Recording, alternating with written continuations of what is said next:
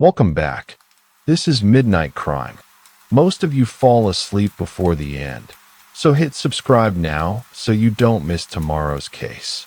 And before we begin, what time is it where you are, and where in the world are you tuning in from? Alright, let's head straight into our first story. Story 1. At 10:13 p.m., Kelly Miller followed her usual routine of feeding her golden retriever and filling his water bowl for the night. She didn't notice that the dog refused to eat and kept growling at the basement door. She didn't notice the faint smell of cigarette smoke drifting up through the floor vents. Kelly patted the dog's head and went upstairs. It was actually the last night she would spend there. 6 days passed before the landlord entered the unit to investigate a noise complaint. The landlord, Richard Brennan, unlocked the front door at 2:43 p.m. on a Tuesday. The noise complaint had come from the tenant below, something metallic, repeated banging around midnight. When Brennan entered the unit, he found Kelly Miller's golden retriever pacing the kitchen, water bowl empty, food bowl untouched from days prior. The first thing Brennan observed was the smell. Not spoilage or decay, but something chemical. Acetone, perhaps, or paint thinner. It seemed to emanate from beneath the basement door. He called the police. Officer Patricia Huang arrived at 3:17 p.m. She began in the kitchen, examining the scene.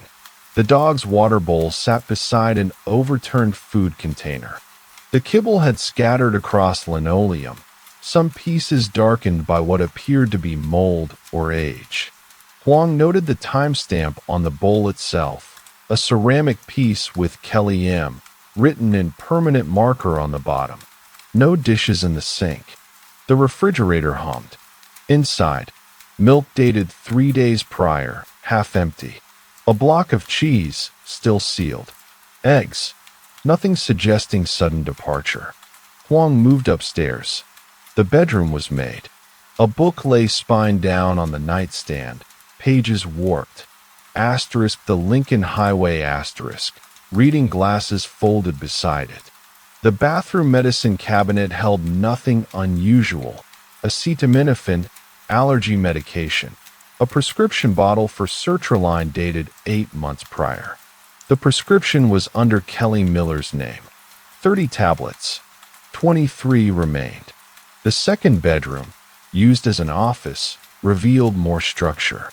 A desk, files in a cabinet, bank statements arranged chronologically from January through September of the current year. Huang photographed each one. The most recent statement, dated 5 days before Brennan's entry, showed a balance of $847.12. No transactions in the final week. On the desk, a laptop computer closed.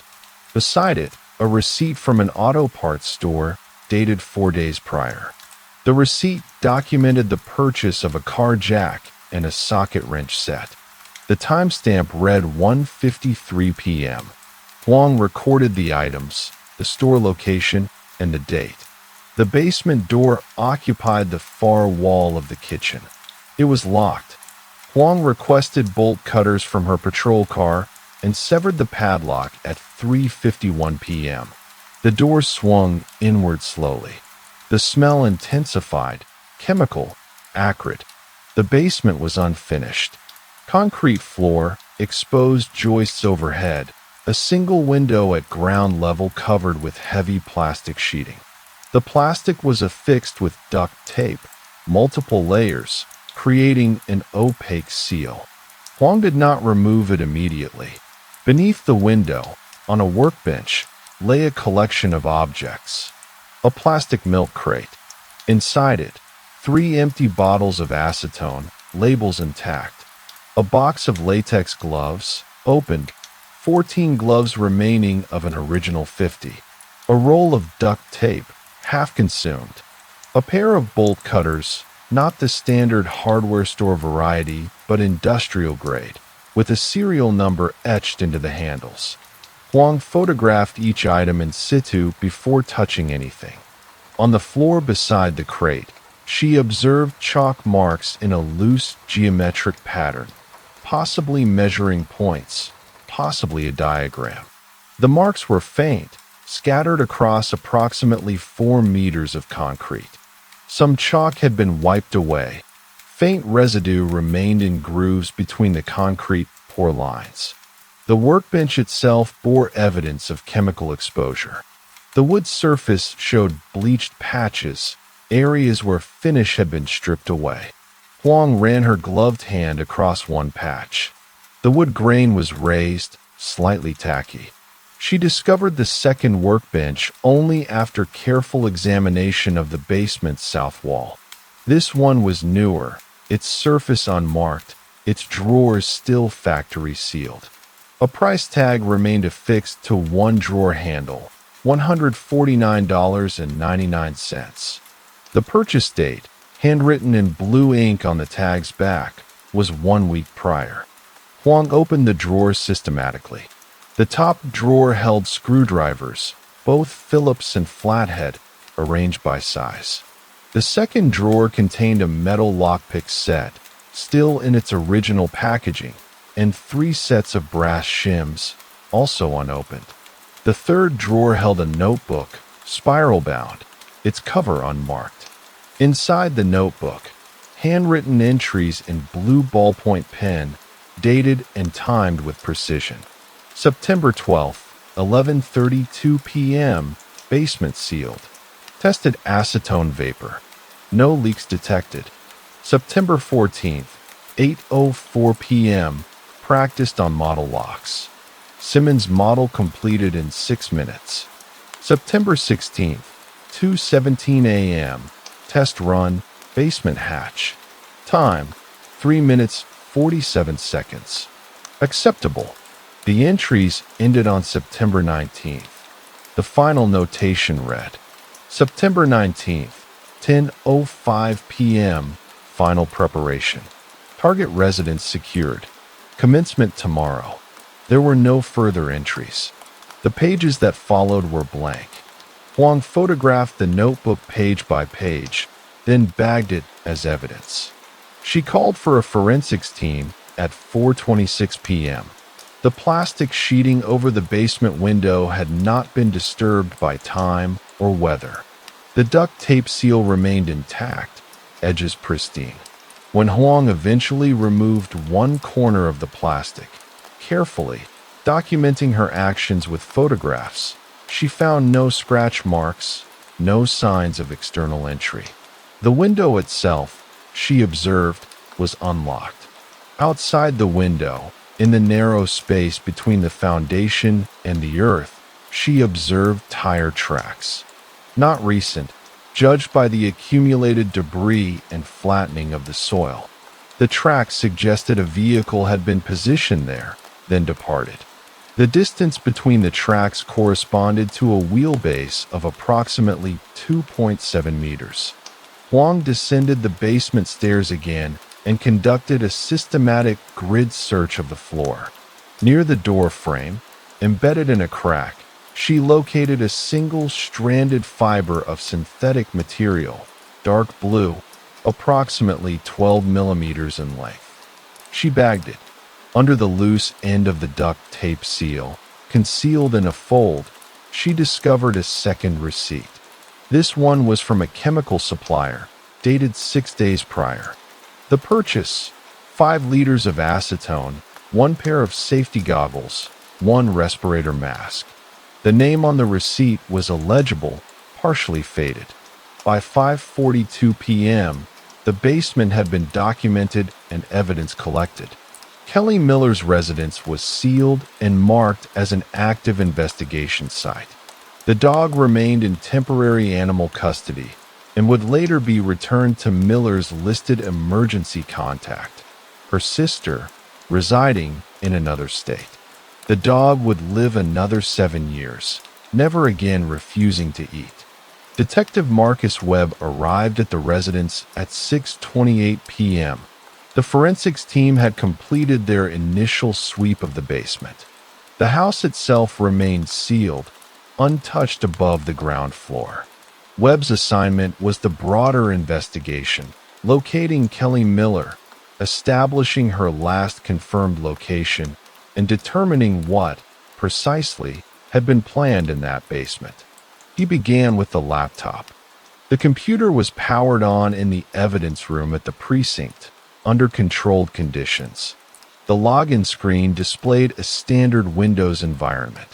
No password prompt appeared. The device had been left in sleep mode, not shut down. The last user activity timestamp, logged in the system file metadata, was 10:18 p.m., September 19th. Webb opened the browser history. It had been cleared, but the cache files remained recoverable. A forensic tech retrieved timestamps and partial URLs. A real estate listing site visited September 12th at 4:42 p.m. The specific property page had been deleted, but the cache retained a thumbnail image of a house exterior. A property records database accessed September 14th at 9:15 p.m. Multiple searches had been conducted. Owners' names, addresses, assessment values.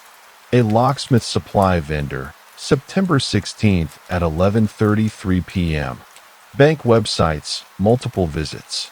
The login credentials appeared in the cache. The username was kelly.miller.0847, but the password field showed only asterisks. Webb examined the bank records pulled from Kelly's desk. The account statements, chronologically arranged, showed a consistent pattern. Regular deposits of approximately $1,200 every 2 weeks, consistent with employment.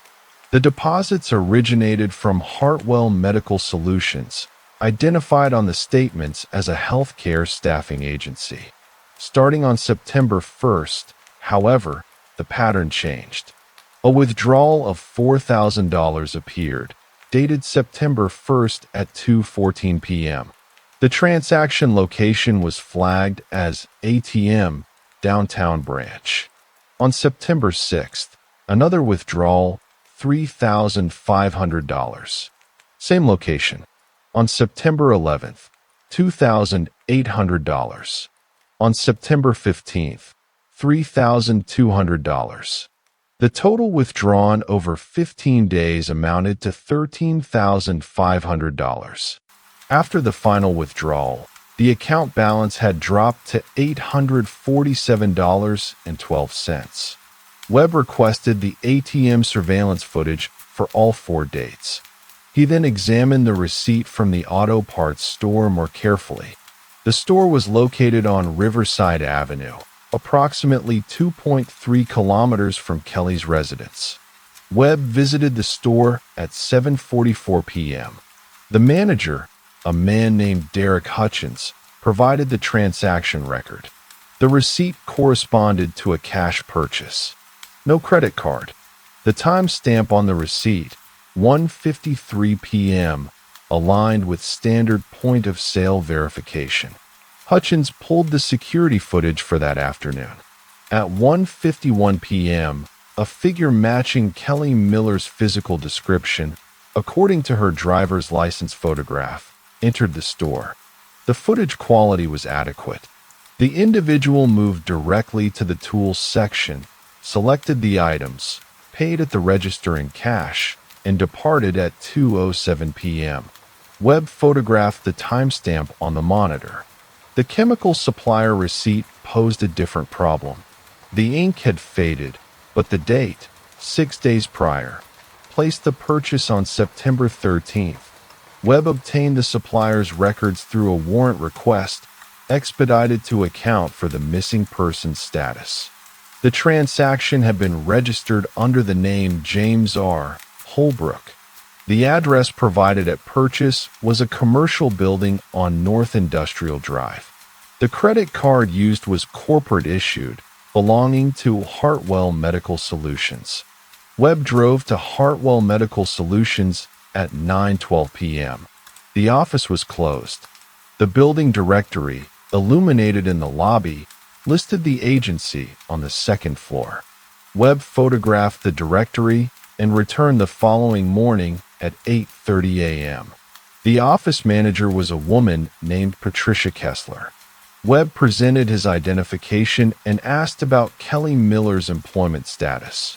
Kessler accessed the employee database. Kelly Miller had been employed since February of the current year, listed as a medical staffing coordinator. Her most recent scheduled shift was September 18th, a Tuesday, at the County General Hospital, 7 a.m. to 3 p.m. She had not appeared for that shift. No call-in. No explanation. Webb requested the employee file. The file contained an employment application dated January 31st with Kelly Miller's signature. Standard information, previous employers, references, emergency contact, her sister in the out-of-state residence already identified. Kessler provided another detail. On September 13th, at approximately 2:30 p.m., a male individual had entered the office and requested to speak with the office manager. The man had identified himself as James Holbrook, claiming to represent a medical supplies vendor. He had asked questions about upcoming staff assignments, particularly regarding which employees would be scheduled for work at residential addresses versus hospital facilities. Kessler had found the inquiry unusual. She had not provided the information and had asked the man to leave. She had not retained his contact information. Webb showed her a composite sketch prepared from the security footage at the chemical supplier. The sketch depicted a man in his mid-30s, light brown hair, approximately 185 centimeters tall. Kessler stated that the composite resembled the visitor, though she could not be certain. Webb obtained the staffing schedule for the 2 weeks prior to September 19th. Kelly Miller had been assigned to 4 residential positions: a private physical therapy client on September 7th, a home health assessment on September 10th, a medication management visit on September 14th, and a follow-up care appointment on September 18th. The addresses for these assignments were documented in the system. Webb visited each address over the following 12 hours. The first address, where Kelly had been assigned on September 7th, was a single-family home in a residential neighborhood. The current resident, an elderly man named Donald Ashford, stated that Kelly had arrived at the scheduled time, completed her assessment, and departed normally. No incidents. He had not seen her since. The second address produced no additional information. The client had declined to discuss the appointment, citing privacy concerns. At the third address, a mid-range home in a suburban development, Webb encountered a different situation. The resident, a woman named Margaret Finch, stated that Kelly had arrived on September 14th at 2 p.m. as scheduled. However, the appointment had been cut short. A man had appeared at the door during the visit, claiming to be from the utility company, needing to inspect the basement electrical panel. Margaret Finch had found the claim suspicious. She had not contacted any utility company for service.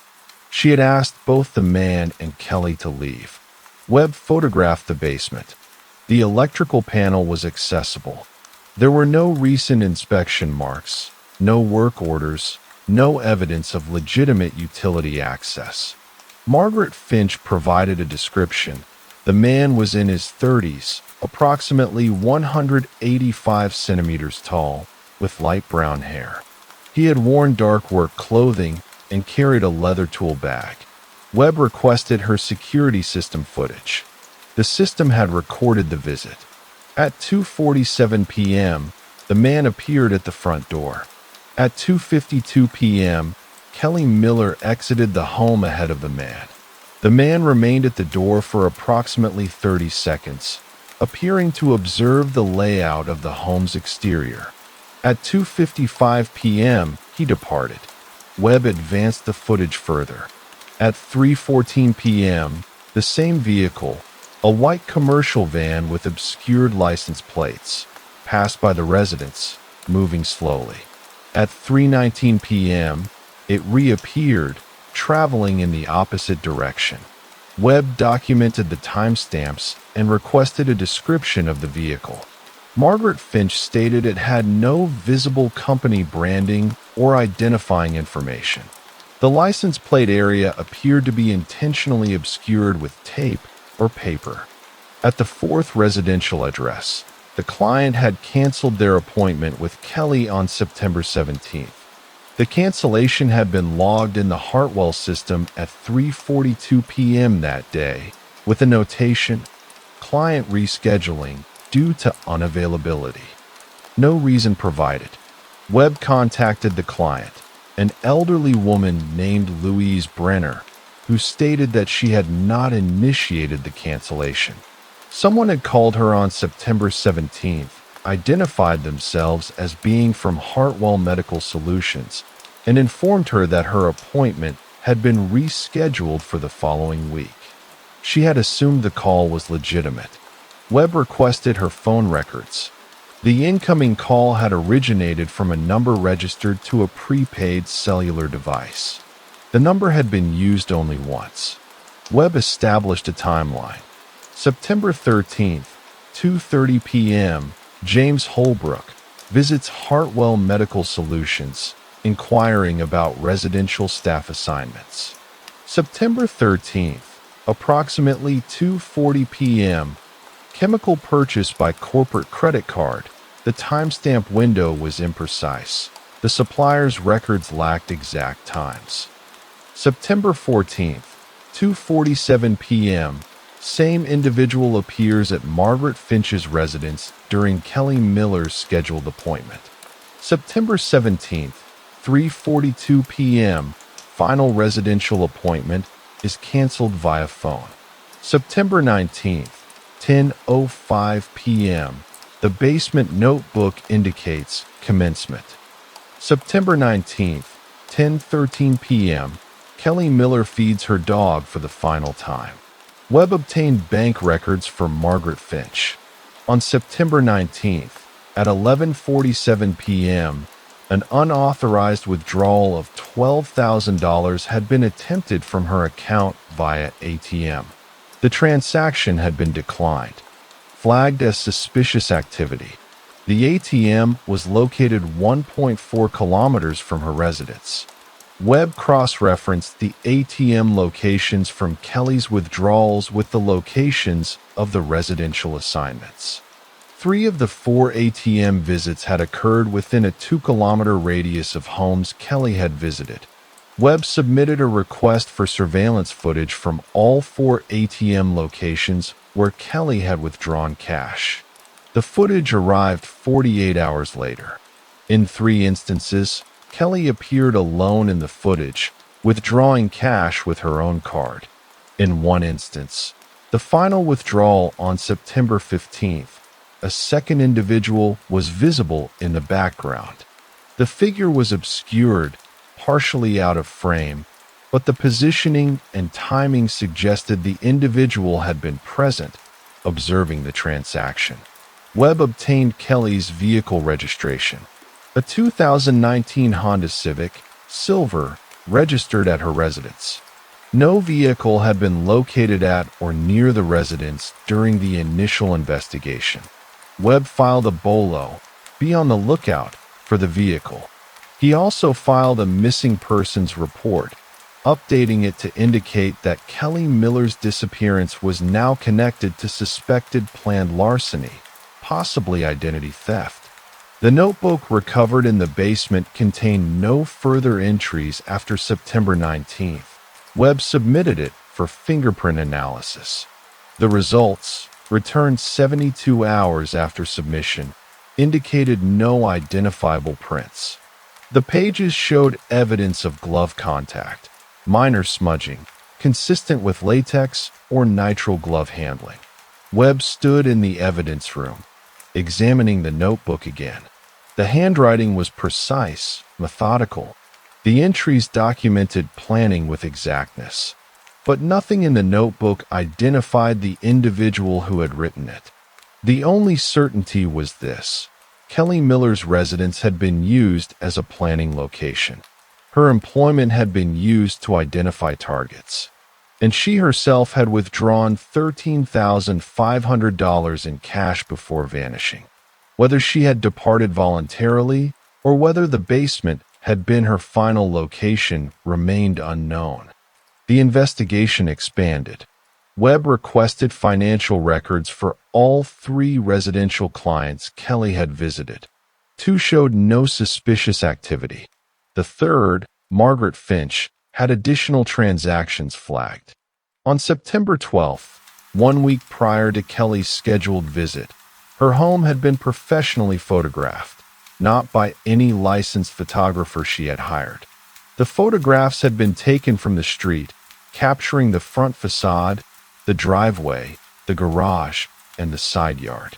Those photographs appeared online in a real estate listing database under the address of an identical home 2 blocks away. The listing had been uploaded on September 13th, taken down on September 16th. Webb obtained the IP address associated with the listing upload. The server logs indicated the listing had been posted from a public library in a city 30 kilometers away at 4:17 p.m. on September 13th. Webb requested library security footage for that date and time. The footage showed a male individual, matching the composite sketch, using a library computer. He had accessed the real estate database, uploaded the listing, and remained at the computer for approximately 23 minutes. When he departed, he carried with him a manila envelope, unopened, contents unknown. Webb sat in the evidence room at 11:34 p.m. on the 8th day of the investigation. The case had stalled. Multiple leads had yielded nothing. The white van had not been located. No credit card transactions under the name James Holbrook existed in any database. The prepaid phone had been discarded. The fingerprints from the notebook remained unmatched. He had reviewed the timeline 6 times. The evidence photographs, the bank statements, the employment records. Something was incomplete. A gap remained. Webb pulled the Hartwell Medical Solutions employment file again. Kelly Miller's application was dated January 31st. Her signature was clear, legible, consistent across all documents he had examined. The reference section listed 3 previous employers, a home health agency in another state, a retail position, and a hospital-based administrative role. Webb had contacted the first reference, the home health agency, out of routine. The contact, a woman named Susan Garrett, had confirmed that Kelly had worked there for 18 months, ending in December of the previous year. Reliable employee, no issues, had departed on good terms to relocate. Webb had not pursued the other references with the same rigor. He had assumed they would corroborate the same narrative. Now, at 11:34 p.m., sitting alone, he decided to make those calls. The retail position listed on the application was at a department store chain. The store manager from that period was no longer employed there. But the assistant manager, a man named Gregory Patel, was still on staff. Webb called him. Patel remembered Kelly. She had worked there for 8 months, approximately 4 years prior. Nothing unusual. She had been pleasant with customers. Had left suddenly. He recalled her giving 2 weeks' notice, then not completing the final week. Webb asked a specific question. Had Kelly worked with anyone else during her time there who had also worked in staffing or home health services? Patel was quiet for a moment. Then he said yes. There had been another employee hired around the same time as Kelly, a man named David. Patel couldn't recall the last name off the top of his head, but he still had access to old personnel files. Webb waited while Patel accessed the system remotely. The name was David Reeves. Webb ran the name through the database. David Reeves, age 36, had a driver's license, an address in the city, and a record. Not a criminal record, a professional record. He had worked for 3 home health agencies over the past 5 years. His most recent position had ended in July, 3 months prior. Listed reason for departure: terminated for cause. Webb obtained the personnel file from that agency. David Reeves had been terminated following a discrepancy in client billing. Specifically, charges had been submitted for appointments that had never been completed. The amounts were small, ranging from $150 to $400 per instance. Over the course of 3 months, the discrepancies totaled $2,847. The agency had terminated him but had not filed criminal charges, electing instead to absorb the loss. Webb pulled the chemical supplier receipt again. The name on the receipt was James R. Holbrook. He cross-referenced that name with public databases. No results. No driver's license. No business registration. No address. The name appeared to be fictional, a composite, perhaps, or a deliberate fabrication. But David Reeves' middle name, according to his driver's license, was Robert. Webb accessed David Reeves' financial records through expedited warrant. The records showed chronic debt, credit card balances exceeding $18,000 across 4 accounts, missed payments dating back 18 months, an eviction notice filed in June, subsequently withdrawn after 1 month, suggesting a payment or settlement had occurred. Then, on September 1st, a deposit of $4,000 appeared in David Reeves' bank account. Cash deposit, no source documentation. September 6th, another deposit, $3,500. September 11th, $2,800. September 15th, $3,200. The deposits matched, in amount and timing, the withdrawals made by Kelly Miller. Webb sat back. The connection was obvious, now that he observed it. Kelly Miller had not been an unwilling victim, not entirely. She had been a participant, an accomplice, or perhaps something more accurate, a tool. Webb constructed the narrative. David Reeves, terminated and in debt, had encountered Kelly Miller at some point. The retail connection was 5 years old, too distant. The true connection had to be more recent. Webb requested the employment history records from Hartwell Medical Solutions again, specifically cross-referencing all employees hired within 3 months of Kelly Miller's start date. The database contained one match. David Reeves had been employed by Hartwell Medical Solutions as a staffing coordinator for 6 weeks, from August 15th to September 30th of the previous year, nearly a year ago. He had been terminated for voluntary resignation, with no explanation noted. Webb called Patricia Kessler at Hartwell again. She was asleep at 12:18 a.m., but answered. Webb asked if David Reeves had ever worked with Kelly Miller. Kessler had to pull the records. When she returned to the phone, her voice had changed. Yes, they had overlapped. In fact, Kessler recalled now, they had been assigned to handle joint intake interviews for new clients in that period. They would have known each other professionally. They would have had access to the same client databases. Webb closed his eyes. The picture clarified. David Reeves, in debt and facing eviction, had formed a plan. He had obtained employment at Hartwell Medical Solutions, temporary, short-term, specifically to gain access to the residential client database. He had learned which homes would have medical staff visiting, which homes had residents vulnerable to simple social engineering, the utility company ruse, which homes could be observed, photographed, and targeted for burglary. But he had needed someone on the inside, someone currently employed at Hartwell, someone with ongoing access to schedules and client information, someone who could be approached, manipulated, or simply compensated. He had encountered Kelly Miller again, either by chance or by design, approximately 6 weeks before September 19th. He had offered her money, significant money, in exchange for information and assistance. She had withdrawn her savings in September, placing herself in a position of vulnerability and, simultaneously, establishing her financial dependence on him. The withdrawals she had made were not her own decision. They were payments from David Reeves, routed through her account to obscure their origin and to create the appearance of complicity should the truth emerge. Webb reviewed the basement notebook entries again with new understanding. September 12th, 11:32 p.m., basement sealed. Tested acetone vapor. No leaks detected. Acetone. Why acetone?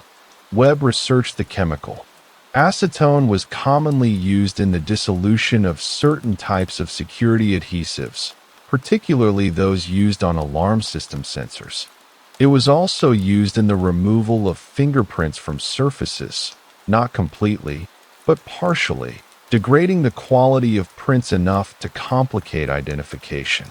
The basement had been prepared as a staging area, a location where tools could be concealed, where evidence could be processed, where the final stages of whatever plan David Reeves had orchestrated could take place.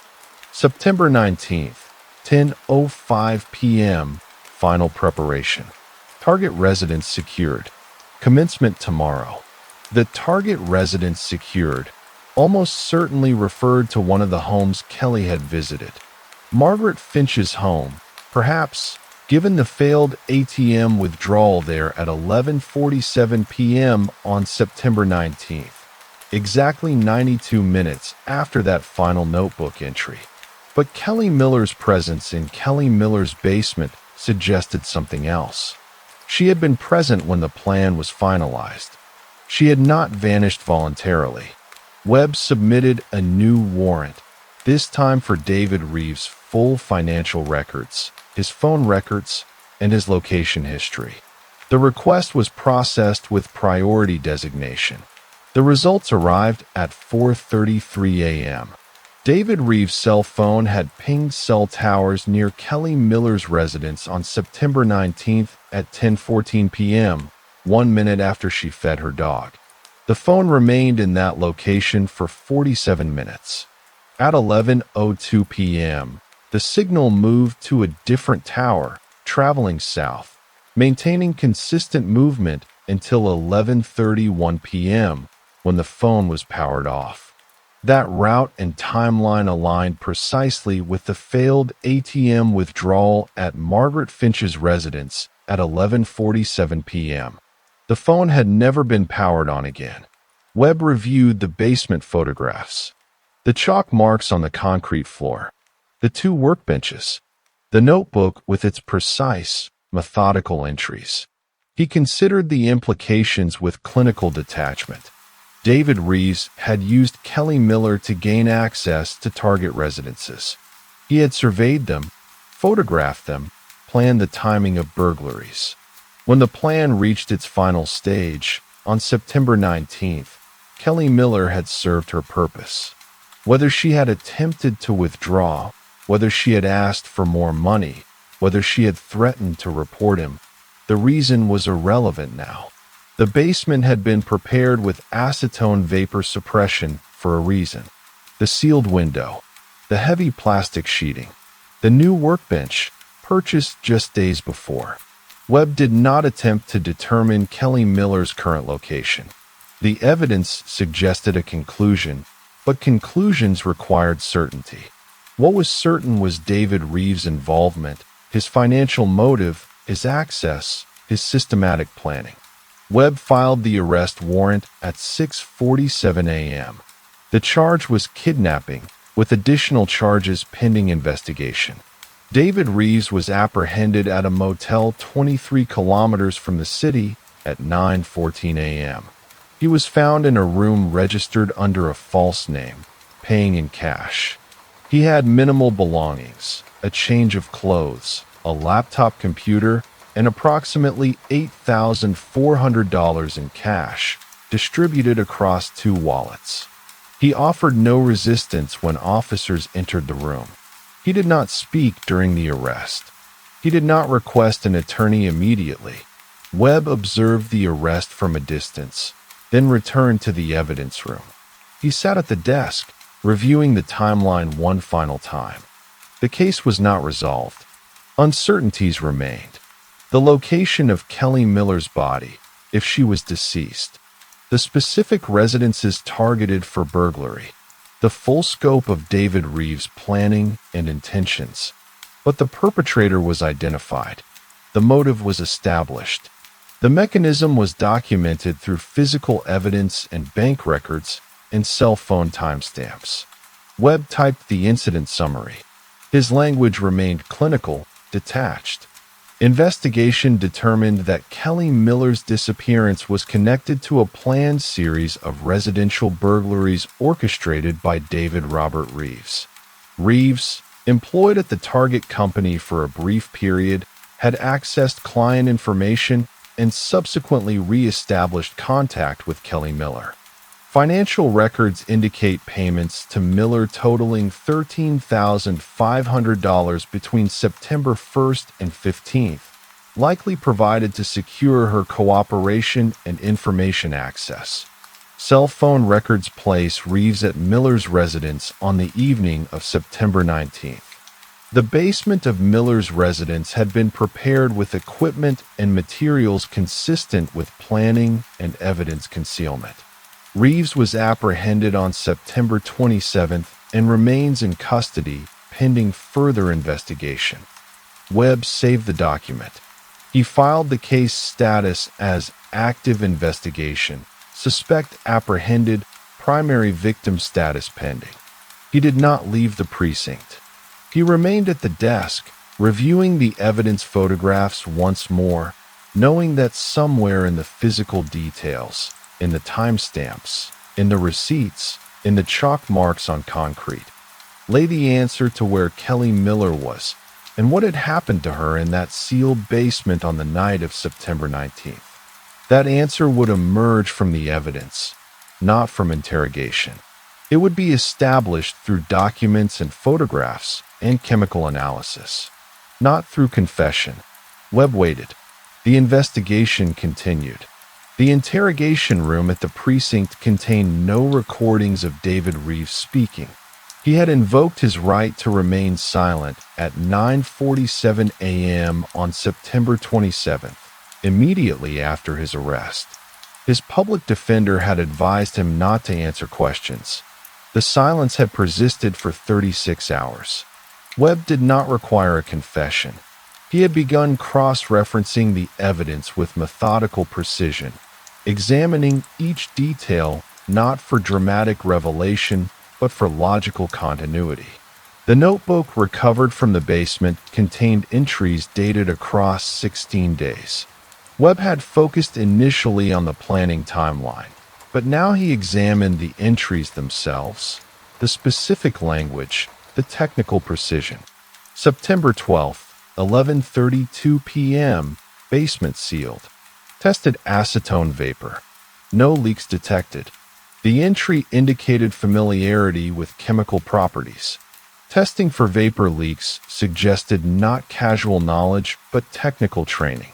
Webb pulled David Reeves' employment history again, extending the search backward 5 years, then 10.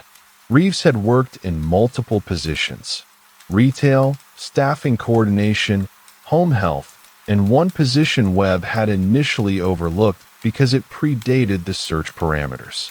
From 2015 to 2017, David Reeves had been employed as a maintenance technician at an industrial cleaning supply facility. The position had ended after 2 years. The reason listed was position eliminated, restructuring. Webb contacted the facility. The manager who had hired Reeves was no longer there, but the current operations director had access to archived records. She confirmed that Reeves had worked with various chemical compounds, including acetone, during his tenure. He had received training in chemical handling and ventilation systems. The technical precision in the notebook entries suggested someone with that background, someone who would understand vapor displacement, airflow, chemical reactions. But Webb needed more than inference. He needed the paper trail. He returned to the chemical supplier receipt. The faded text had been partially recovered through forensic imaging. The date was confirmed as September 13th. The purchase of 5 liters of acetone, safety goggles, and a respirator mask had been logged. The receipt bore a handwritten notation on the back. JRH, pick up.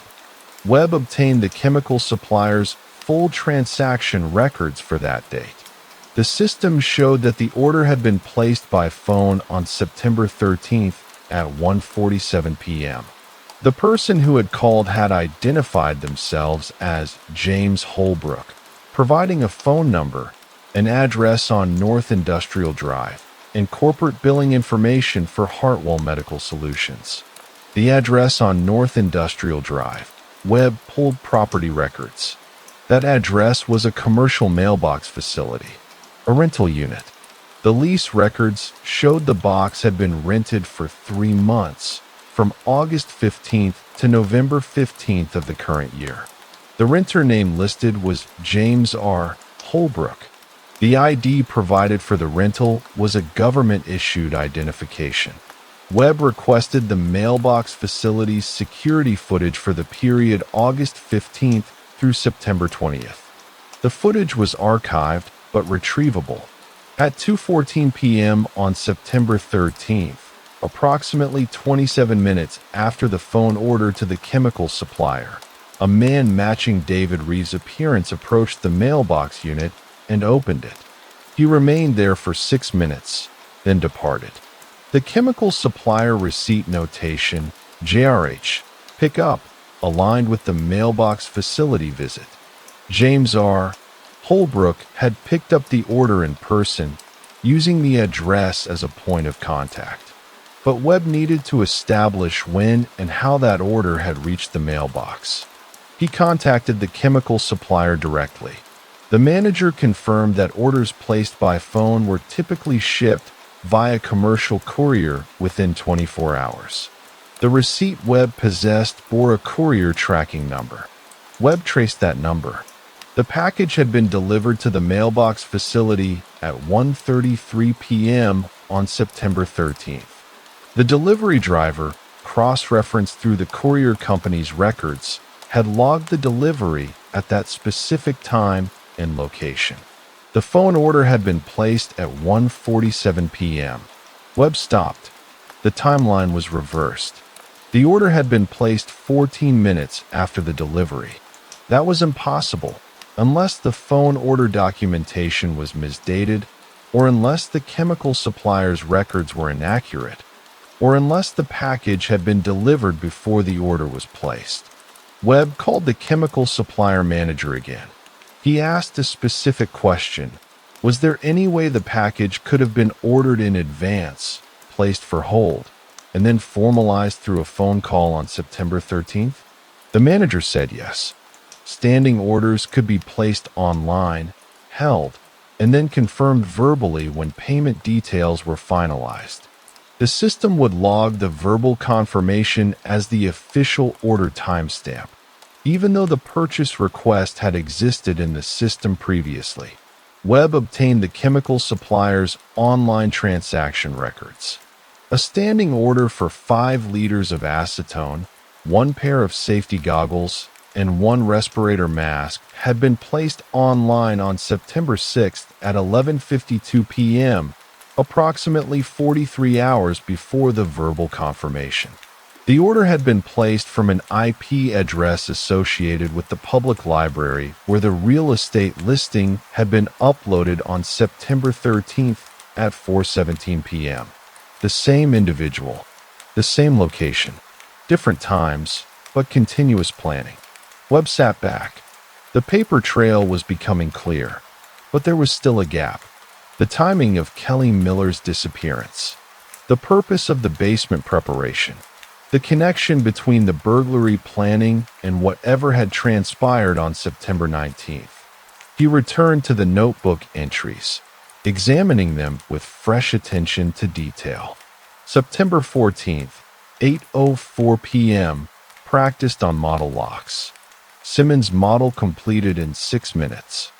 The reference to a Simmons model appeared to be a specific lock type. Webb searched for lock nomenclature. Simmons was a residential lock manufacturer, common in homes built in the 1990s and early 2000s. The Simmons model likely referred to a specific pin tumbler lock design. September 16th, 2:17 a.m., test run, basement hatch. Time, 3 minutes, 47 seconds. Acceptable. A basement hatch. Webb pulled the photographs of Kelly Miller's basement. There was a hatch in the ceiling, a removable panel that provided access to the crawl space above. The hatch had a simple lock mechanism, the kind used for utility access, nothing sophisticated. But why would David Reeves practice opening a lock in his own basement? Unless the basement did not belong to him. Webb checked the property records for Kelly Miller's residence. The home was owned by Richard Brennan, the landlord who had discovered the situation. It was rented to Kelly Miller month to month, with a lease agreement signed on February 15th. But prior to Kelly Miller's occupancy, the home had been rented to another tenant. Webb obtained the previous lease.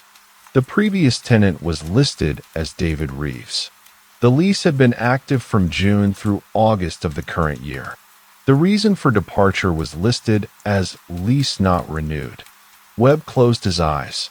The pattern crystallized with sudden clarity. David Reeves had lived in that basement. He had rented the home for 3 months, during which he would have become intimately familiar with its layout, its systems, its vulnerabilities. He had left that residence in late August, but he had retained a key, or he had retained the knowledge necessary to gain re-entry. In mid-September, approximately 6 weeks after moving out, he had re-established contact with Kelly Miller, who now occupied that same residence. He had offered her money. He had needed her to provide him with basement access again, ostensibly to retrieve something he had left behind, or to conduct some activity that required her presence and cooperation. The basement had been his planning location before. He was reclaiming it. The notebook entry from September 16th, test run, basement hatch, had been exactly that. A test, confirming that the hatch lock still functioned, that his access was still viable, that he could move through the space without detection. Webb pulled the employment records again. Kelly Miller had started at Hartwell Medical Solutions on February 15th, the same day she had signed the lease on the residence. The coincidence was remarkable.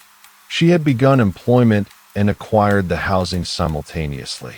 The rental timing aligned with employment. But how had she known to apply for that job? How had she known about the residence? Webb contacted Patricia Kessler at Hartwell Medical Solutions for the 3rd time. It was 2:22 a.m. Kessler answered, irritated. Webb asked a specific question.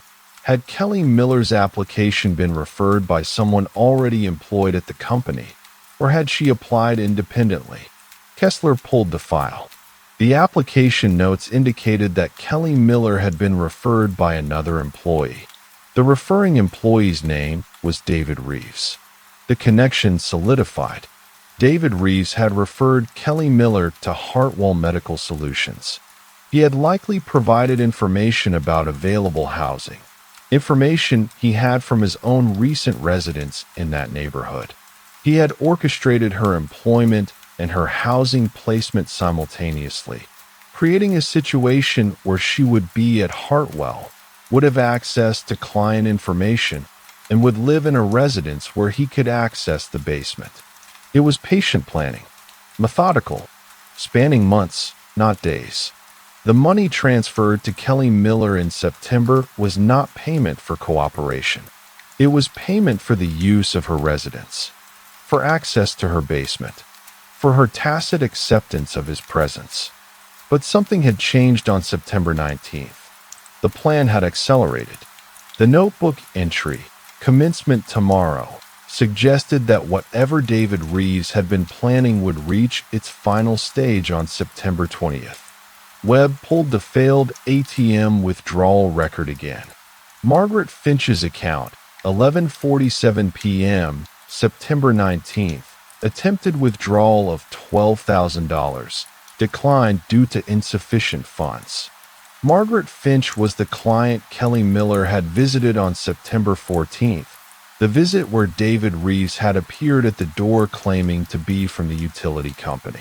The observation of the home's interior, the assessment of its vulnerabilities. Margaret Finch had reported seeing an ATM card being used at her neighborhood ATM on September 19th at 11:47 p.m. The timestamp overlapped with cell tower data, placing David Reeves' phone at that location at 11:47 p.m. But Margaret Finch's ATM card had not been used. The withdrawal had been attempted with a different card, or a cloned card, or a fraudulently reproduced card. Webb pulled the chemical supplier invoice again. Acetone. One of acetone's uses, beyond chemical engineering, was in the dissolution of magnetic stripe data on credit cards.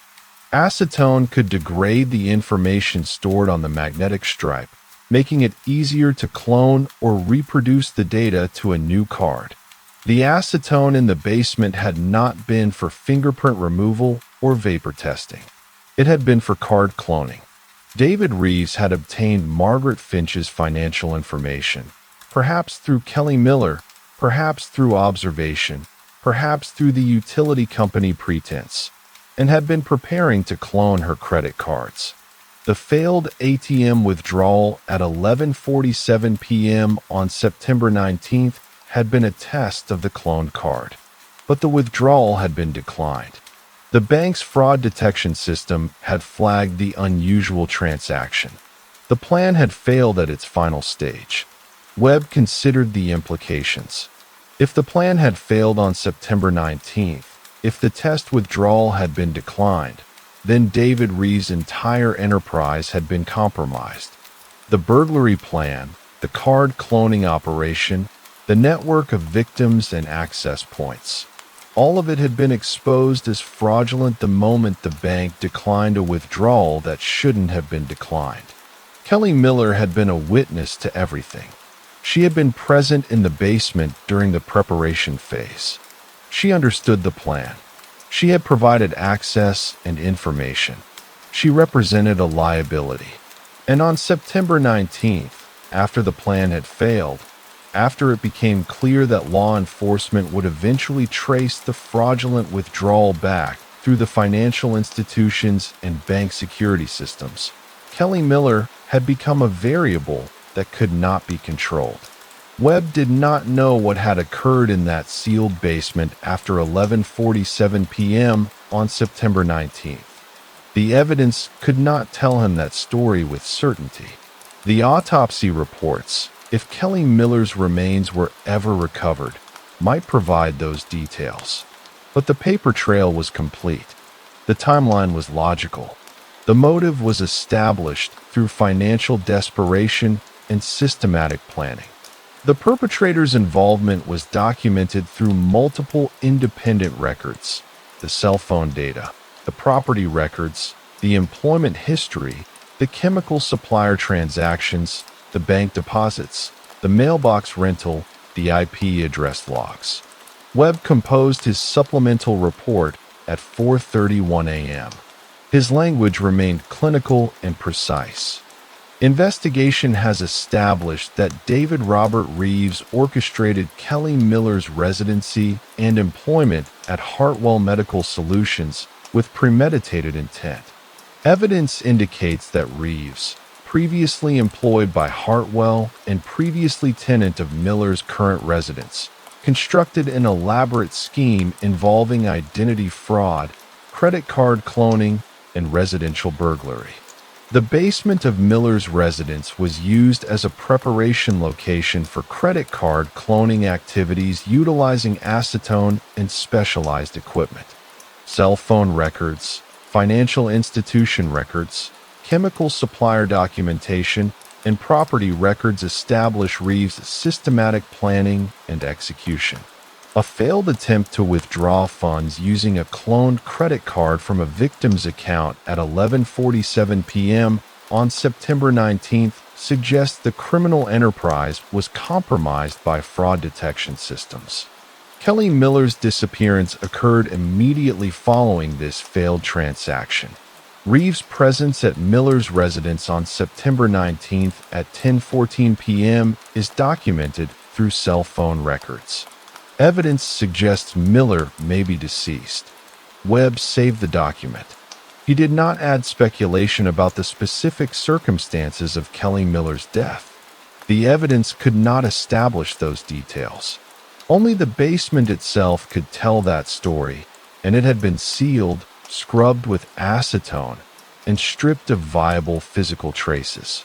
He filed the supplemental report as homicide investigation, suspect in custody, victim status pending. At 7:18 a.m., Webb authorized a search warrant for David Reeves' previous residence, the address where he had lived before Kelly Miller. He authorized collection of all baseline acetone residue samples from that location to establish a comparison profile against any residue found in Kelly Miller's basement. He authorized DNA collection from David Reeves to be compared against any biological evidence that might be recovered from the basement or from Kelly Miller's clothing or effects if those items were located. He authorized financial forfeiture proceedings against David Reeves' remaining assets to recover funds obtained through fraud and to prevent their transfer. And he authorized an expanded search radius around Kelly Miller's residence to include vacant properties, abandoned structures, and locations where materials might be concealed or disposed of. The investigation was not resolved. It was transformed. The case had moved from missing person to homicide investigation with suspect in custody. Webb remained at the precinct. He did not go home. He reviewed the evidence photographs once more, observing the basement, the sealed window, the workbenches, the acetone bottles, the notebook with its precise entries documenting the planning of a scheme that had collapsed under the weight of fraud detection algorithms and bank security protocols. Kelly Miller had been caught between two forces: David Reeves' desperation and the financial system's protective mechanisms. She had been paid to facilitate access. She had been present when the plan failed. She had become a witness and a liability. The investigation would continue. The search for her remains would persist. The legal proceedings against David Reeves would advance through courts and prosecution offices. But the truth was now established, not through confession, but through documents, through cell phone records, through financial transactions, through the paper trail that David Reeves had left across multiple institutions and systems. The truth was in the evidence. It always was. It required only patience, systematic examination, and the willingness to follow mundane facts to their logical conclusion. Webb closed the case file at 9:14 a.m. He did not close the investigation. Those were two different things. Story 2. At 8 a.m., Arthur Penhaligon pulled his front door shut, the latch clicking home just like it had every morning for 12 years. He waved at a man in a high-visibility vest standing by a utility van at the curb, assuming the orange cones and clipboard meant the city was finally fixing the water main. Arthur checked his phone for the time and began his walk to the post office. He had no way of knowing that the man in the vest was currently signaling a 20-foot box truck to pull into Arthur's driveway. By noon, the house was hollow. The neighbors watched the movers work with professional speed, never questioning why Arthur's entire life was being loaded into a truck with no logo. Arthur returned to his empty house at 3:23 p.m. The front door was unlocked. He remembered locking it. The police report would later note that the dead bolt bore no signs of forced entry, no scratches around the cylinder, no pry marks on the frame. The door had been opened by someone with a key or someone who knew how to work a lock without leaving evidence. Inside, the absence was total. The living room contained only the impression marks where furniture had stood, a rectangular ghost on the carpet where the sofa had been, for darker circles where the entertainment center's feet had pressed into the wood floor. A single lamp remained on the end table, too light to bother stealing, apparently. Arthur touched the lampshade. It was cool. He moved through the house methodically, documenting what remained. The kitchen drawers hung open. The refrigerator door stood ajar, its interior light casting a pale glow. A carton of milk sat on the counter, the date stamp reading April 10th, 3 days old. The smell of sour dairy was distinct, but not overpowering. The thermostat showed 68 degrees. The house had been climate-controlled throughout the day. The bedroom upstairs was stripped to the mattress. His closet was empty except for wire hangers that hung at irregular intervals. In the bathroom, the medicine cabinet door was open. A single bottle of aspirin remained on the shelf, half empty. Beside it, a soap dish still held the bar of soap he'd used that morning. The office, his small study at the end of the upstairs hall, showed different characteristics. Here, the thieves had been less thorough. The desk remained. The chair remained. But the filing cabinet's drawers had been removed entirely, leaving only the empty cabinet frame. The wooden floor beneath it showed a thin layer of dust, undisturbed except for a single rectangular outline where the cabinet's base had rested. Arthur opened the desk drawers. The top drawer contained pens, paper clips, and a receipt from a grocery store dated March 15th. He noted the timestamp, 2:47 p.m. He noted the store name, Hannigan's Market on Ashland Avenue. The purchase total was $34.82. The items listed were routine: milk, eggs, bread, coffee. The second drawer held 2 envelopes. Both were addressed to Arthur Penhaligon. Neither had been opened. The first was from his bank, postmarked April 8th. The second was from the county assessor's office, postmarked April 1st. He did not open them. The third drawer was empty. In the hallway, he observed a small detail. The smoke detector's battery backup light was not blinking. He pressed the test button. Nothing happened. The battery compartment, when opened, was empty. The device had been disabled or dismantled sometime in the past 24 hours. The screw holes showed fresh scratches. The tool marks were bright against the darker metal beneath. He descended to the basement. The furnace ran quietly. The water heater stood against the far wall. The electrical panel mounted beside it showed no signs of tampering. But on the workbench, the one piece of furniture the movers had left behind, he found 3 items: a small screwdriver with a worn wooden handle, a utility knife with a broken blade, and a work order printed on thin yellow paper. The work order was dated that morning, April 13th. The timestamp reads 7:45 a.m. The letterhead bore the seal of the city's Department of Public Works. The form described a routine water main inspection for the sector bounded by Elm, Oak, and Birch Streets. The authorization code matched a pattern he vaguely recognized from previous city work. The signature, performed in blue ballpoint pen with a distinctive slant, was illegible. At the bottom of the form, in smaller typeface, was a note: utility access required. Homeowner notification protocol completed. No homeowner had notified Arthur. No notice had been left at his door. He placed the work order on the workbench and photographed it with his phone. The image timestamp read 3:38 p.m. The sun was moving lower. Through the basement window, he observed the street outside. The orange cones were gone. The utility van was gone. The driveway bore fresh tire marks where the box truck had turned. Two parallel lines of rubber compressed into the asphalt, still dark with the residue of recent pressure. He estimated the truck's wheelbase at roughly 3.5 meters based on the distance between the marks.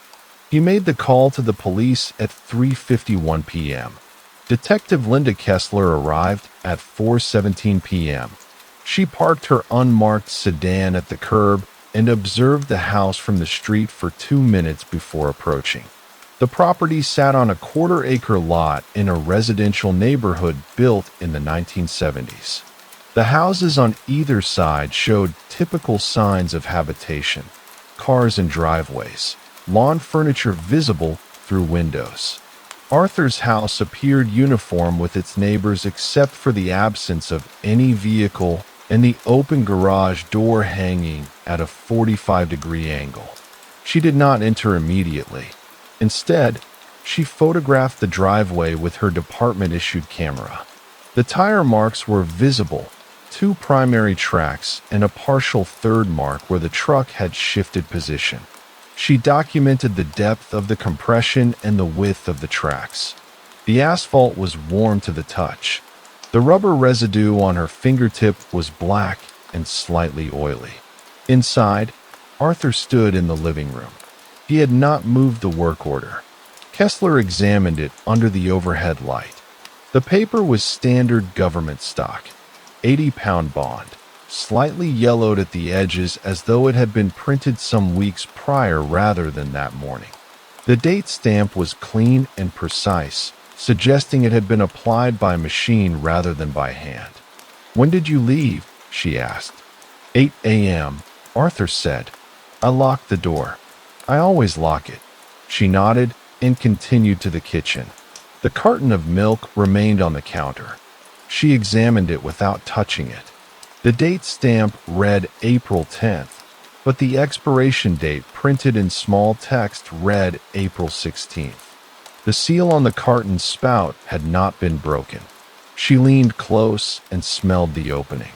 The odor of sourness was distinct. Bacterial growth was progressing, but the milk had not yet separated or curdled. Based on the temperature of the kitchen and the visible progression of spoilage, she estimated the carton had been exposed to ambient air for approximately 4 to 6 hours. "The refrigerator was open when you returned?" she asked. "Yes." The door was about 6 inches ajar. She checked the seal. The magnetic strip was intact and functional. The hinges moved smoothly without resistance.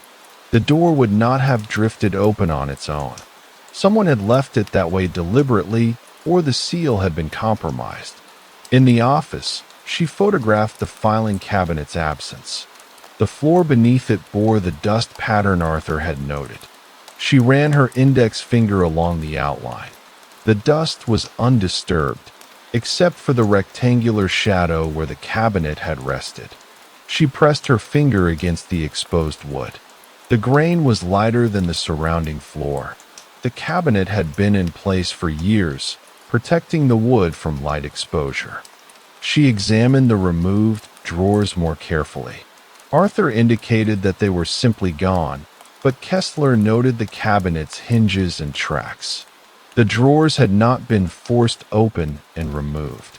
The hinge pins had been withdrawn cleanly. No metal shavings on the floor, no scratch marks on the hinge plates. This suggested the work had been performed by someone familiar with the cabinet's design. In the basement, she observed the 3 items on the workbench. The screwdriver bore tool marks consistent with years of use, scratches on the handle where it had been gripped repeatedly, a blade that was slightly warped from misuse. The utility knife showed a broken blade snapped cleanly at the fracture point, suggesting a single sudden failure rather than gradual wear. She did not touch either tool. The work order received her full attention. She photographed it twice, once with standard lighting and once with her flashlight held at an oblique angle. The ink showed a slight sheen under the angled light, consistent with ballpoint pen. The signature at the bottom was performed in a single fluid motion without lifting the pen. The letters began tall and trailed downward toward the end, a characteristic pattern of someone writing quickly. "Has anyone else been in the house since you discovered it?" she asked. "No. I called you immediately after I called the police." She examined the electrical panel. The breaker switches were in their normal positions. No evidence of tampering. But when she opened the junction box above the panel, she observed something the homeowner had missed. A small strip of painter's tape had been affixed to the inside of the metal cover. The tape was pale blue, standard masking tape used in construction. On the tape, written in pencil, were 4 digits, 4119. She photographed it with her phone. The timestamp read 4:23 p.m. "Do those numbers mean anything to you?" she asked Arthur. He examined the tape. "No, I've never seen that before." She removed the tape carefully and placed it in an evidence bag. The adhesive had aged, the edges were slightly curled, and the stickiness had diminished. This suggested the tape had been in place for more than a few hours. The pencil marks showed no bleeding or fading, indicating they had been written after the tape was applied. In the kitchen, Kessler opened each cabinet systematically. Most were empty, but in the cabinet beneath the sink, she found a utility bill. It was folded in half and wedged behind the pipe that ran to the sink's drain. The bill was dated March 28th and addressed to Arthur Penhaligon. The account number was printed in the top right corner. Below that, in handwriting that matched the style on the work order, were the words, "Account confirmed. Proceed with access authorization." She photographed it. The timestamp read 4:31 p.m. "This bill was in your house?" she asked. "No, it wasn't. The drawers were emptied, but I never put bills in the cabinet beneath the sink." Kessler placed the bill in a second evidence bag. The handwriting would require document examination. The account number would require verification with the utility company. She ascended to the bedroom and systematically examined the closet. The wire hangers remained, hanging at irregular intervals. She counted them. 16 hangers, distributed unevenly across the rod. This suggested selective removal. Someone had taken clothing while leaving empty hangers in place. The gaps between the remaining hangers indicated the approximate width of the removed items. Most were spaced at regular intervals consistent with standard coat width spacing. One gap was significantly wider, approximately 40 centimeters, suggesting a large item had been removed. A suitcase, perhaps, or a safe. She checked the closet floor for debris. A single thread lay near the corner, pale blue fabric fibers, approximately 2 centimeters in length. She collected it in a small paper envelope. By 5:15 p.m., she had documented the primary areas. The house was growing dimmer as the sun descended. The afternoon light through the windows had taken on a golden tint that obscured details in the shadows. "The garage," Arthur said suddenly. "I haven't checked the garage." They descended to the main floor and walked through the kitchen to the garage door. It was unlocked. The garage was empty except for an oil stain on the concrete floor where a vehicle had been parked. The stain was dark and roughly circular, approximately 1 meter in diameter. When Kessler knelt beside it, she detected the faint odor of motor oil mixed with something else, something chemical and sharp. She inhaled carefully. The secondary odor was present but not overpowering. It could have been transmission fluid.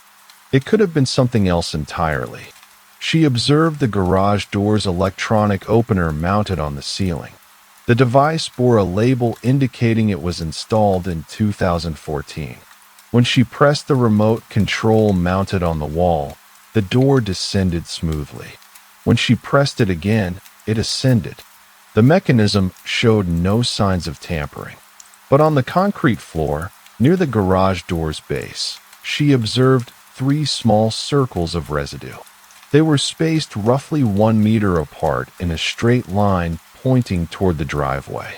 When she examined them closely, they appeared to be droplets or small pools of fluid that had dried on the concrete.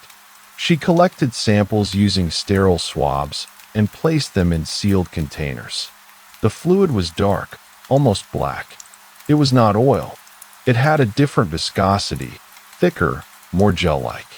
When she rubbed a sample between her fingers, it left a faint residue that did not evaporate immediately like oil would have. It had an odor reminiscent of metal and something organic. At 5:42 p.m., she placed a call to the crime lab. "I'm going to need analysis on 3 fluid samples and fiber evidence," she said. "And I need you to cross-reference a utility bill account number with the service provider."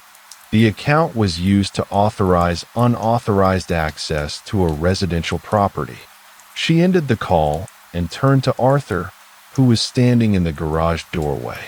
"We're going to need to look at your banking records," she said, "and your account history with the utility company.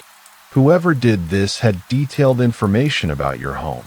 Someone provided them access."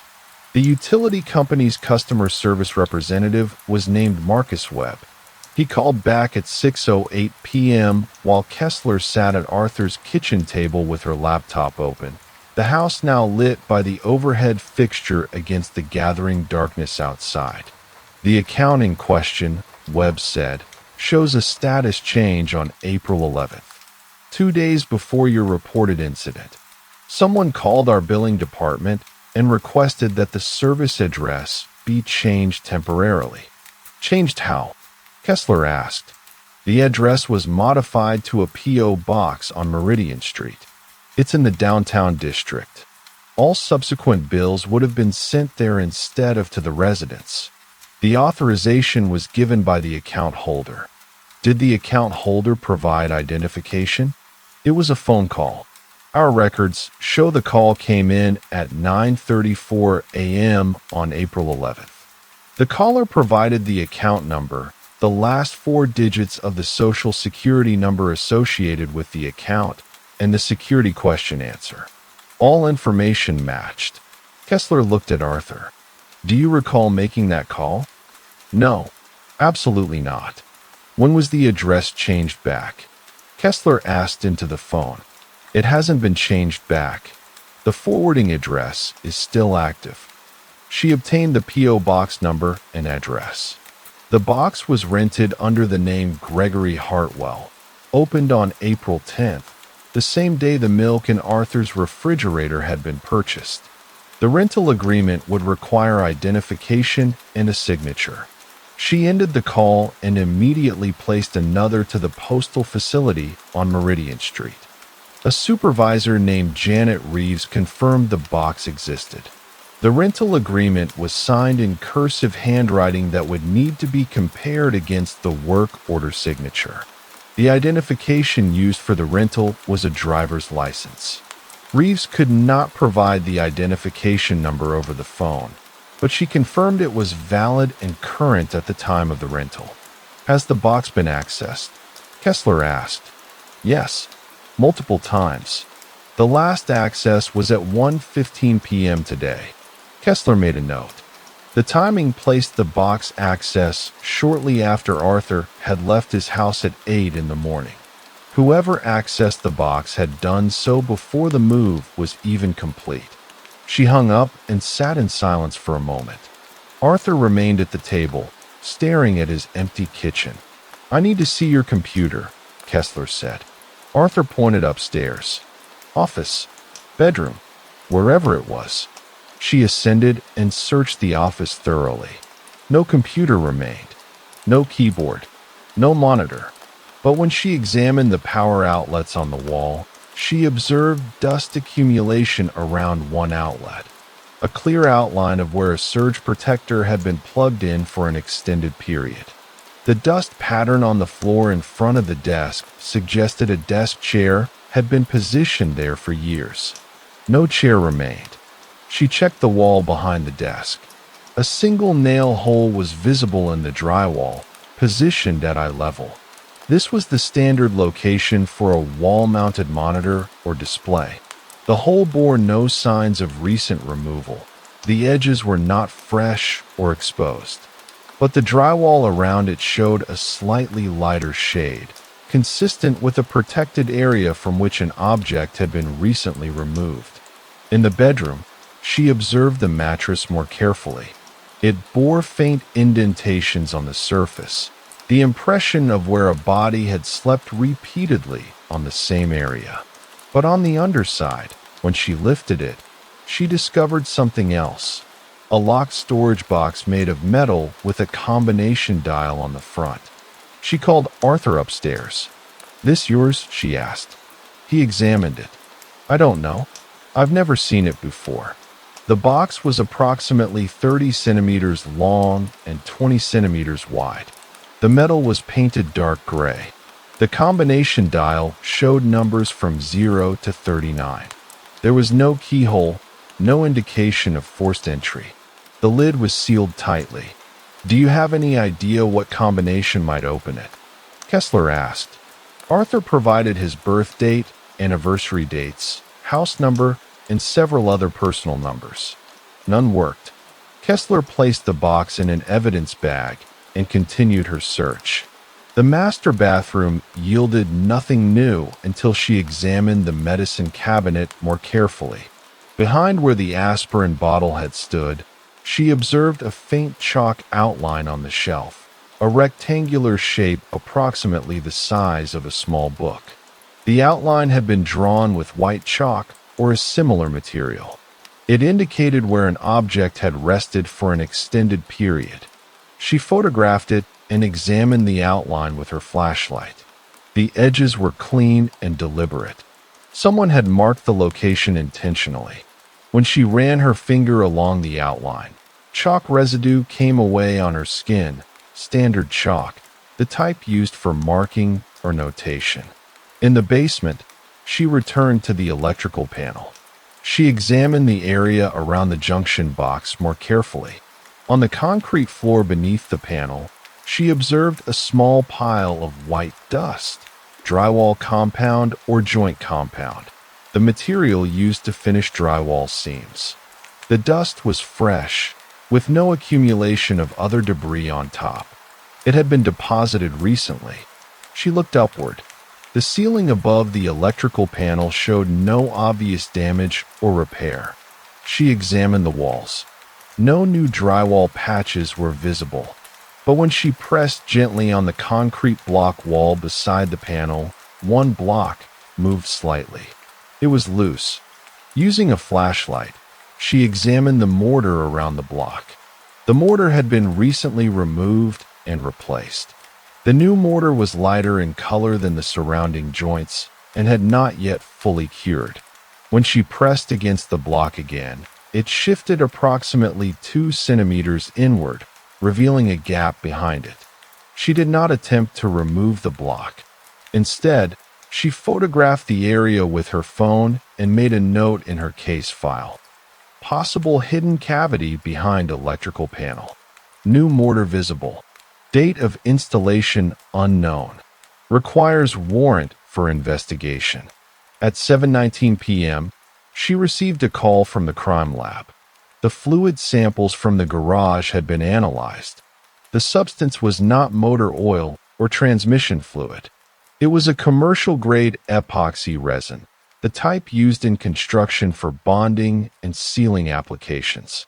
The substance had been applied relatively recently, within the last 72 hours based on the curing progression visible under microscopic examination. Was there any fabric or debris embedded in the samples? Kessler asked. Negative. The samples are clean, but there are trace amounts of copper dust mixed in with the epoxy. Microscopic particles. The copper content is consistent with electrical wire insulation or the grinding residue from copper tubing. Kessler ended the call and returned to the basement. She examined the area around the loose concrete block again. A small amount of the epoxy residue was visible along the mortar line where the block met its adjacent blocks.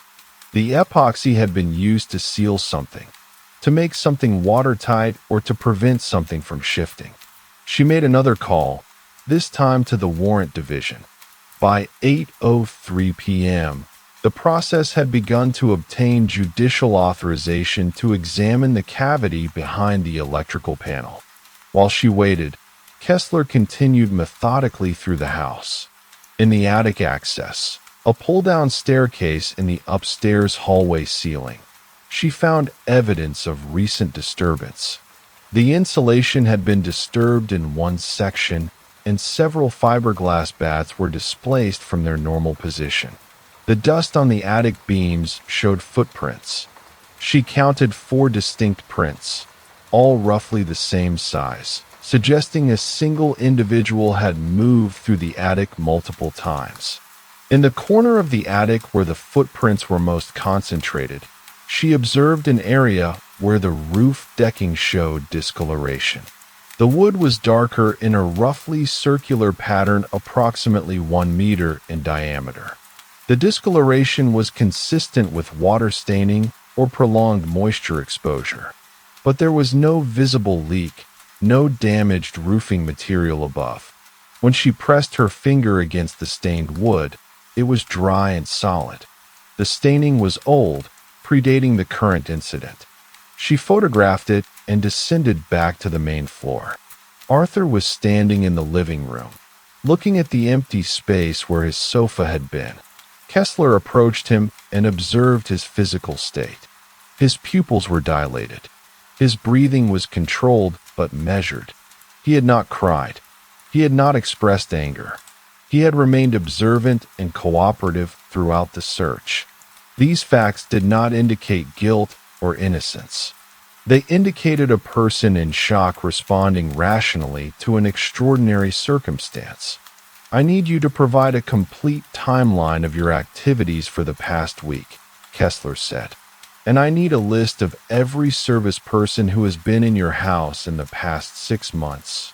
Plumbers, electricians, contractors, anyone with access. Arthur nodded. There was an electrician. About 3 months ago. The panel needed an inspection. Do you have records of that work? I would have, but... He gestured toward the empty office. Kessler made a note. An electrician with knowledge of the panel. An electrician with knowledge of the wiring behind the walls. An electrician who might have discovered something in the attic or something behind the walls that had value. At 8:47 p.m., the warrant came through.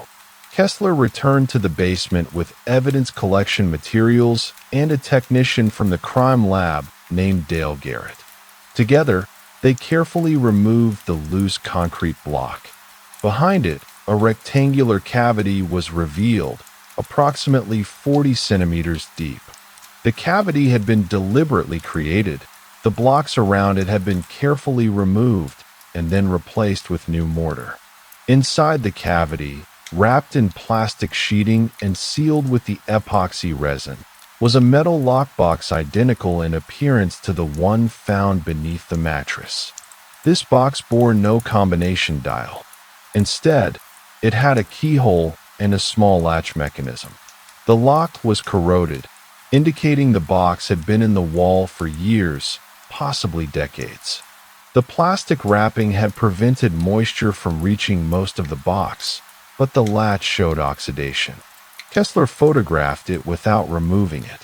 The epoxy was still partially tacky to the touch, confirming that it had been applied recently, within the last few days, most likely within the last 48 hours. Someone had accessed this box, sealed it, and returned it to the wall during that time frame. Why seal it again if they opened it? Garrett asked. Because they were trying to make it look as though no one had accessed it, Kessler said. They knew about this cavity, accessed the contents, and then covered their tracks. She photographed the interior of the cavity. The back wall showed scratch marks where the box had been dragged or shifted. The plastic wrapping showed a seam where it had been carefully cut and then resealed with the epoxy. By 9:23 p.m., the box was photographed and documented but left in place. The loose concrete block was photographed and left uncovered, marked with yellow evidence tape.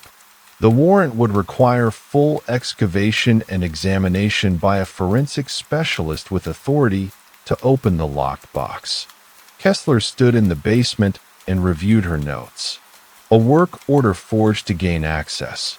A utility account intercepted and redirected. A hidden lockbox sealed and resealed. Another lockbox hidden beneath a mattress. Chalk outlines on shelves. Epoxy resin and copper dust. A P.O. box opened and accessed. And somewhere in the house, a computer that had been removed, along with years of the homeowner's digital record. She looked at Arthur, who had descended into the basement and stood observing the cavity with her. "Someone didn't just steal from you," she said. "Someone was looking for something specific, and they found it." Arthur's face remained composed. He did not respond to Kessler's observation. Instead, he walked to the workbench and examined the 3 tools that had been left behind: the screwdriver, the utility knife, and the work order. "I want to show you something," he said quietly. He picked up the screwdriver and turned it over in his hands.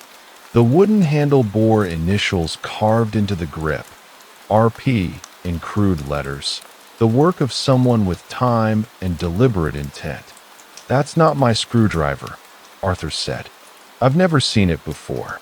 Kessler photographed the initials. She then asked Arthur to provide his middle name and the names of any relatives or acquaintances whose initials might be RP.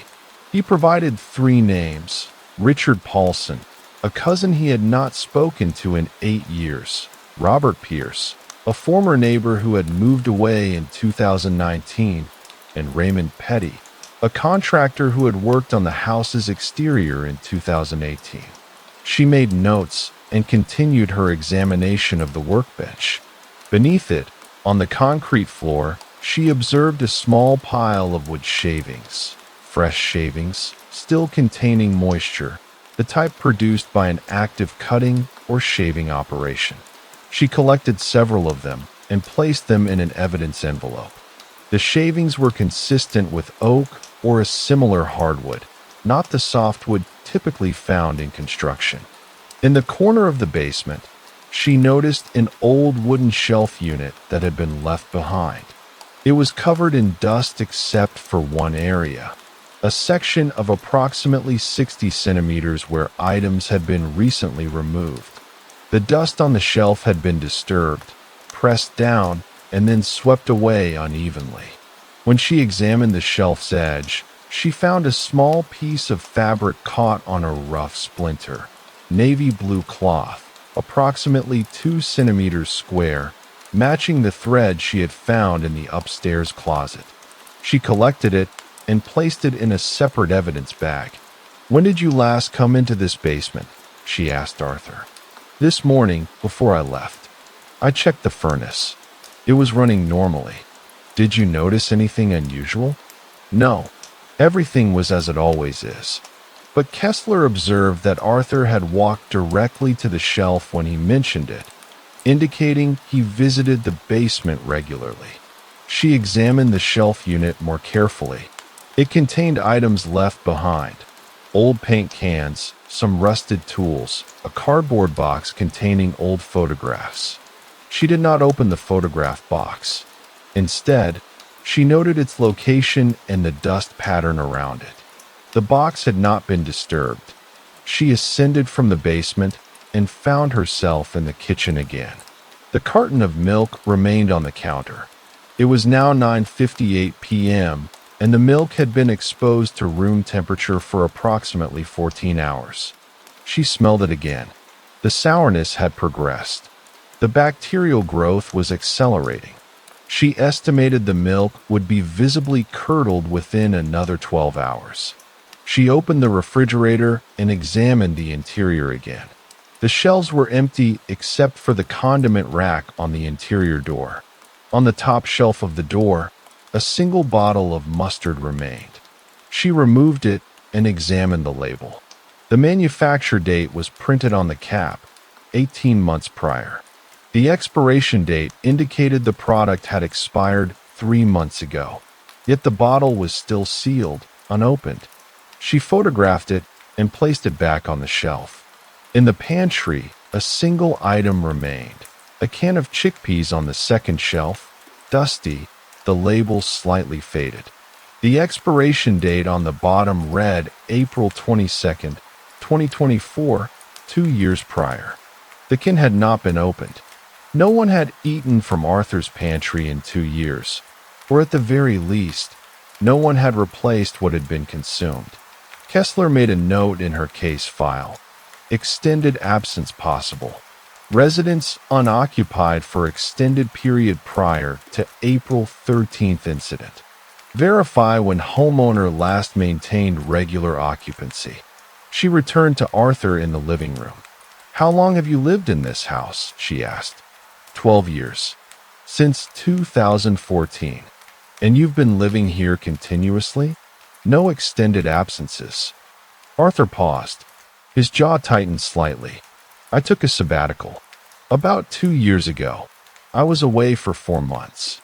Where were you? Europe. I traveled. I needed to get away. When exactly did you leave and return? I left in April 2024. I returned in August 2024. The timeline aligned. The expired food in the pantry matched the dates when the house would have been unoccupied, but it did not explain how someone had detailed knowledge of the electrical panel, the attic, or the hidden cavities during Arthur's absence. Did you leave anyone with a key to the house while you were away? Kessler asked. No. I locked it up and left. Who knew you were leaving? Arthur listed several names. His employer, his neighbors, and a friend named Thomas Garrett who had agreed to collect his mail and monitor the property. Kessler made a note of the name. Thomas Garrett shared the surname with Dale Garrett, the crime lab technician currently in the basement. This could be coincidence. It could be nothing, but it was noted. At 10:15 p.m., Kessler received a call from the postal facility. The supervisor, Janet Reeves, reported that the driver's license used to rent the P.O. box under the name Gregory Hartwell had been flagged in the system. The identification was flagged as potentially fraudulent. The State Motor Vehicle Department had been contacted, and preliminary investigation indicated the license was a forgery, sophisticated and well executed, but a forgery nonetheless. What was the identification number on the license? Kessler asked. Reeves provided the number. The State Motor Vehicle Department confirmed that no license with that number existed in their system. The barcode on the back of the license, when scanned, did not match any legitimate issuance record. Kessler asked for a description of the individual who had rented the box. Reeves described a man approximately 40 to 50 years old, approximately 180 centimeters tall, wearing a blue work shirt with a patch on the sleeve. The patch indicated a utility company logo. He had worn work gloves throughout the rental process. He had been efficient and businesslike in his manner. He had not made eye contact. Did he have any identifying marks? Scars, tattoos, anything distinctive? There was a tattoo on his neck, above the collar line. I couldn't see all of it, but it looked like the edge of something, part of a design. Kessler made a note. A professional operative, educated enough to obtain forged documentation, methodical enough to use false names and utility company uniforms, and strategic enough to understand that accessing the mail would give him access to Arthur's personal information and billing records. She walked through the house again, this time examining it with different understanding. The absence was not random theft. The items removed, the computer, the furniture, the filing cabinet drawers, These indicated someone searching for documentation, physical evidence, records. In the upstairs hallway, she examined the attic access again. The pull-down staircase was original to the house, wooden, with a metal spring mechanism. The mechanism was corroded but functional. When she pulled it down, the stairs descended smoothly. The springs creaked softly, a sound that would carry through the house. She climbed into the attic and examined the disturbed insulation more carefully. In the displaced area, she found something the initial search had missed: a small piece of copper wire, approximately 10 centimeters in length, lying on top of one of the rafters. The wire showed fresh cuts at both ends, not corroded, not aged. The cuts had been made with a sharp tool, a wire stripper or utility knife, precision cuts rather than random damage. She collected the wire and examined the rafter where it had been resting. No permanent installation point was visible. The wire had simply been placed there, as though intentionally left behind, or forgotten in haste. She descended from the attic and contacted Dale Garrett in the basement via radio. "I need a full forensic sweep of the attic," she said. "There's copper wire, displaced insulation, and evidence of deliberate disturbance. Someone was up there looking for something specific." Garrett acknowledged and began preparing equipment to ascend into the attic. Kessler returned to the master bedroom. She examined the lockbox found beneath the mattress again, still encased in its evidence bag. The combination dial had not yielded to any of Arthur's suggested numbers. But when she examined the back of the box, she observed something she had initially missed: a small metal plate welded to the rear panel. The plate bore a manufacturer's name and a model number. She photographed it and made a call to a locksmith service.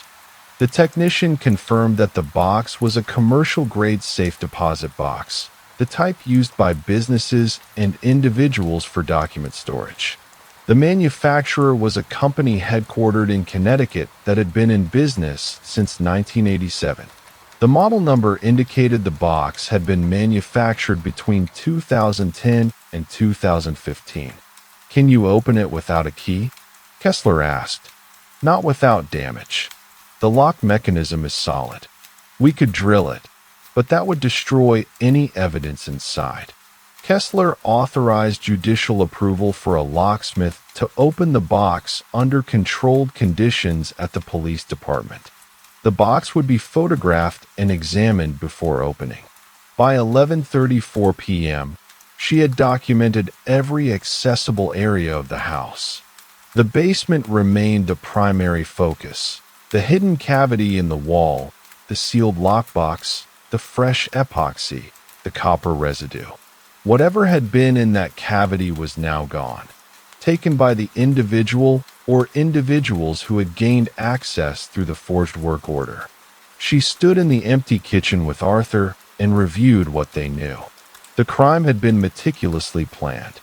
The perpetrator or perpetrators had accessed Arthur's utility account and redirected his bills. They had forged official documentation to access the house while Arthur was away at work.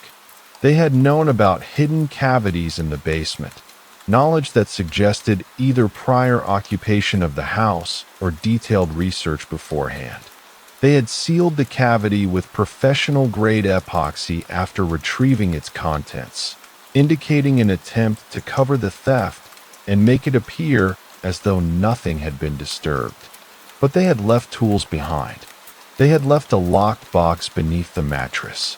They had left wood shavings and chalk outlines and copper wire. These were not the mistakes of an amateur. They were the deliberate deposits of someone who understood that a thorough investigation would find them anyway, and who had therefore chosen to leave additional information. Information that might point elsewhere, or muddy the waters, or send the investigation in a direction that would waste time. Kessler looked at Arthur in the harsh kitchen light. "The locked box beneath the mattress," she said. "The one we found. The one that matches the dimensions of the item removed from the cavity in the basement. Did you place that box beneath your mattress? Arthur shook his head. No, that's not mine. But the cavity in the wall was in your house. The hidden storage was created sometime in the past 12 years that you've owned it. So someone placed that lockbox in the wall, and someone placed an identical one beneath your mattress. Two boxes, one retrieved and taken, one left behind. She paused. Unless they're not identical. Unless the one in the wall contained one set of items, and the one beneath the mattress contained something else. Something they wanted you to find. Something they wanted you to know about. At 11:58 p.m., the locked box from beneath the mattress was transported to the police evidence facility. The locksmith would attempt to open it in the morning under controlled conditions. Until then, its contents remained unknown, sealed in place by a mechanism that had not yielded to any casual attempt at access. At 8:42 a.m. on April 14th, Kessler stood in the evidence facility's examination room. The locked box from beneath Arthur's mattress sat on the metal table under fluorescent lighting. A locksmith named Harold Finch had arrived with an electric drill and specialized bits designed to penetrate lock mechanisms without causing excessive damage to the box itself. The lock is a pin tumbler design, Finch said, examining it through a magnifying glass. Reasonably sophisticated. Not the cheapest option, but not commercial grade either. Someone spent money on security, but not exorbitant amounts. He positioned the drill bit against the lock mechanism and activated it. The sound was high-pitched and sustained. Metal dust accumulated around the lock. The process took approximately 4 minutes. When he withdrew the drill bit, the lock mechanism was damaged beyond repair, the pins and cylinders now compromised and useless. He applied pressure to the latch mechanism. The box opened. Inside were documents. Approximately 300 pages, secured with brass fasteners and organized in chronological order. The topmost document was dated January 15th, 2023, approximately 14 months prior to Arthur's sabbatical in April 2024. The document was a photocopy of a bank statement from an account held at a financial institution in the Cayman Islands. The account holder was listed as AP Holdings, LLC. The balance shown was $847,000. Kessler photographed each page methodically. The documents detailed a series of transactions spanning 18 months. Wire transfers in and out. Deposits from multiple sources. Withdrawals to multiple destinations. The amounts were substantial. Some transactions exceeded $100,000. The dates showed regular deposits occurring on the 15th of each month, with corresponding withdrawals occurring on the 20th. She made calls to the Financial Crimes Unit and the federal banking authorities. The account in question had been flagged by federal investigators 6 months prior in connection with a separate money laundering investigation. The investigation had been dormant for 3 months. No charges had been filed against Arthur Penhaligon. No charges had been filed against anyone. She returned to the documents and continued photographing them. On page 12, she found something different. It was not a bank statement. It was a letter printed on plain white paper, dated April 10th, 2024, the date before Arthur's departure for Europe. The letter read, "I know about the account. I know about the transfers. I know about the origin of the funds. I also know you intend to leave the country for 4 months. This is advance notice that upon your return, the account will be closed and the money will be transferred. You will have 2 options: cooperate with the transition or face federal prosecution. The choice is yours. Make the right decision. RP." The initials matched the screwdriver found in the basement. Kessler photographed the letter and immediately initiated a federal inquiry. The Financial Crimes Unit responded within the hour. Arthur Penhaligon had no criminal history. He had no known associations with organized crime or money laundering operations. But the bank account itself showed patterns consistent with structured deposits designed to avoid federal reporting thresholds. The money had characteristics of illicit funds being laundered through multiple jurisdictions. She called Arthur at the police station, where he had spent the night in a voluntary interview room. "The documents in the box," she said. "The bank account. The letter signed with RP. What do you know about this?" Arthur was silent for a long moment. When he spoke, his voice was measured and quiet. "I don't have that account. I've never had that account. I don't know anything about $847,000. And I don't know who RP is." The letter is dated April 10th, 2024, 2 days before you left for Europe. Someone placed that letter and copies of bank statements in a locked box and hid it beneath your mattress. You're telling me you have no knowledge of any of this? That's correct. I have no knowledge of it. Kessler ended the call and sat in the examination room with the documents spread before her. The letter had been written to Arthur. The threat had been explicit. The money was substantial.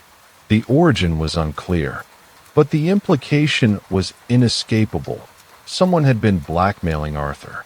Someone had demanded control of an account containing nearly $850,000. And when Arthur had not cooperated or had attempted to flee by leaving the country, that someone had executed a plan to retrieve the account and its contents.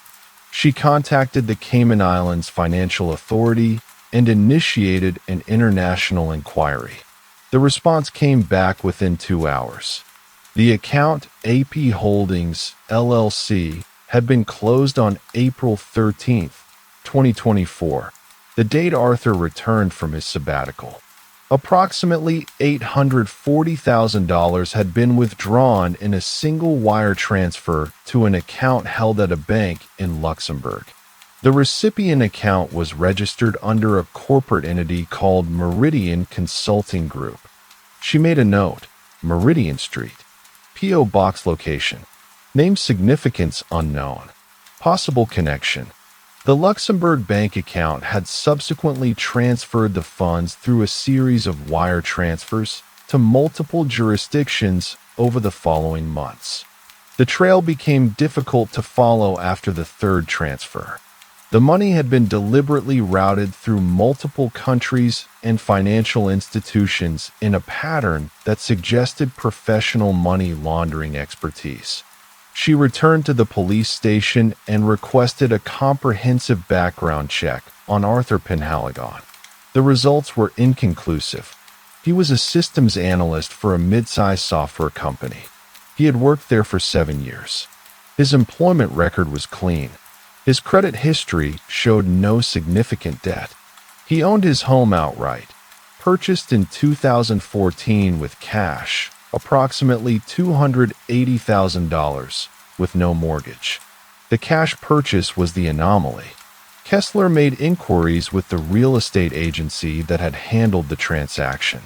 The property had been purchased from an estate sale. The previous owner had been an individual named Raymond Petty, the same contractor who had performed exterior work on the house in 2018. She pulled the records of that exterior work. The job had been minor, roof repair and gutter installation. The work had been completed over 3 days in late October 2018.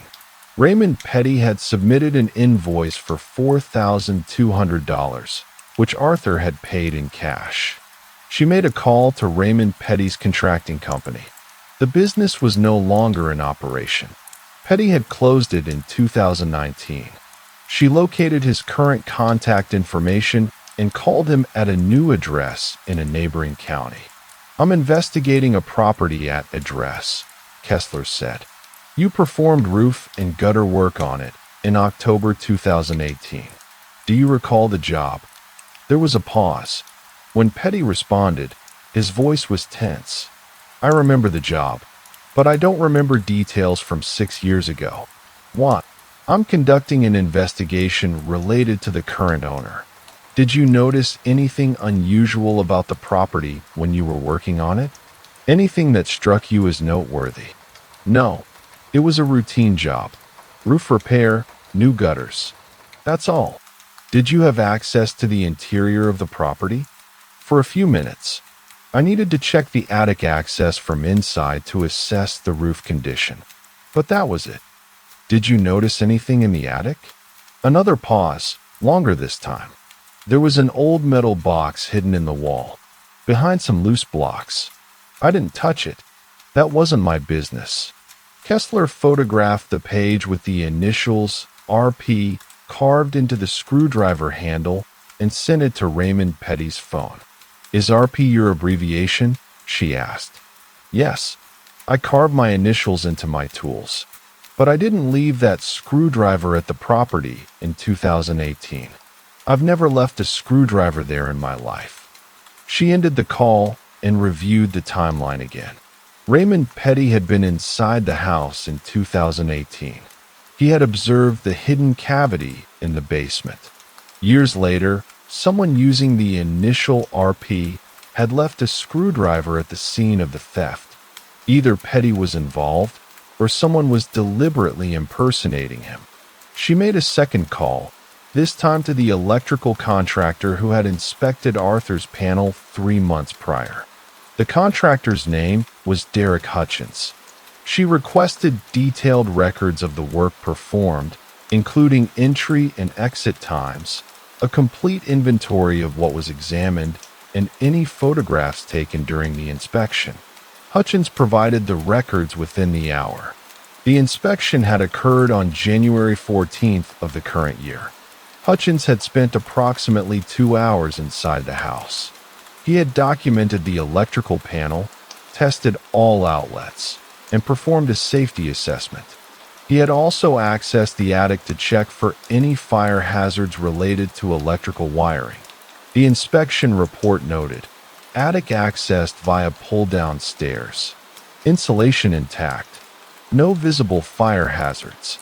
Recommend contractor for HVAC assessment per homeowner request. But when Kessler examined the photographs attached to the report, she observed something significant. In one photograph of the attic, a portion of the displaced insulation was visible. The photograph had been taken on January 14th. The insulation disturbance predated the theft by approximately 3 months. She called Hutchins. The attic photograph, she said. Why was the insulation already disturbed in January? I noticed that when I did the inspection, Hutchins said. I asked the homeowner about it. He said he didn't know how it got that way. He said he hadn't been in the attic in years. Did you investigate further? No, it wasn't part of my scope of work. I was there to check electrical safety. Insulation damage wasn't my concern. Kessler ended the call and sat with the facts as they had accumulated.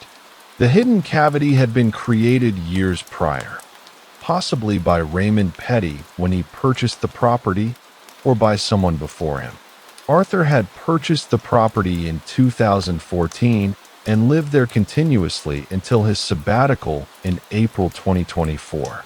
During his absence, the house had remained locked and apparently undisturbed.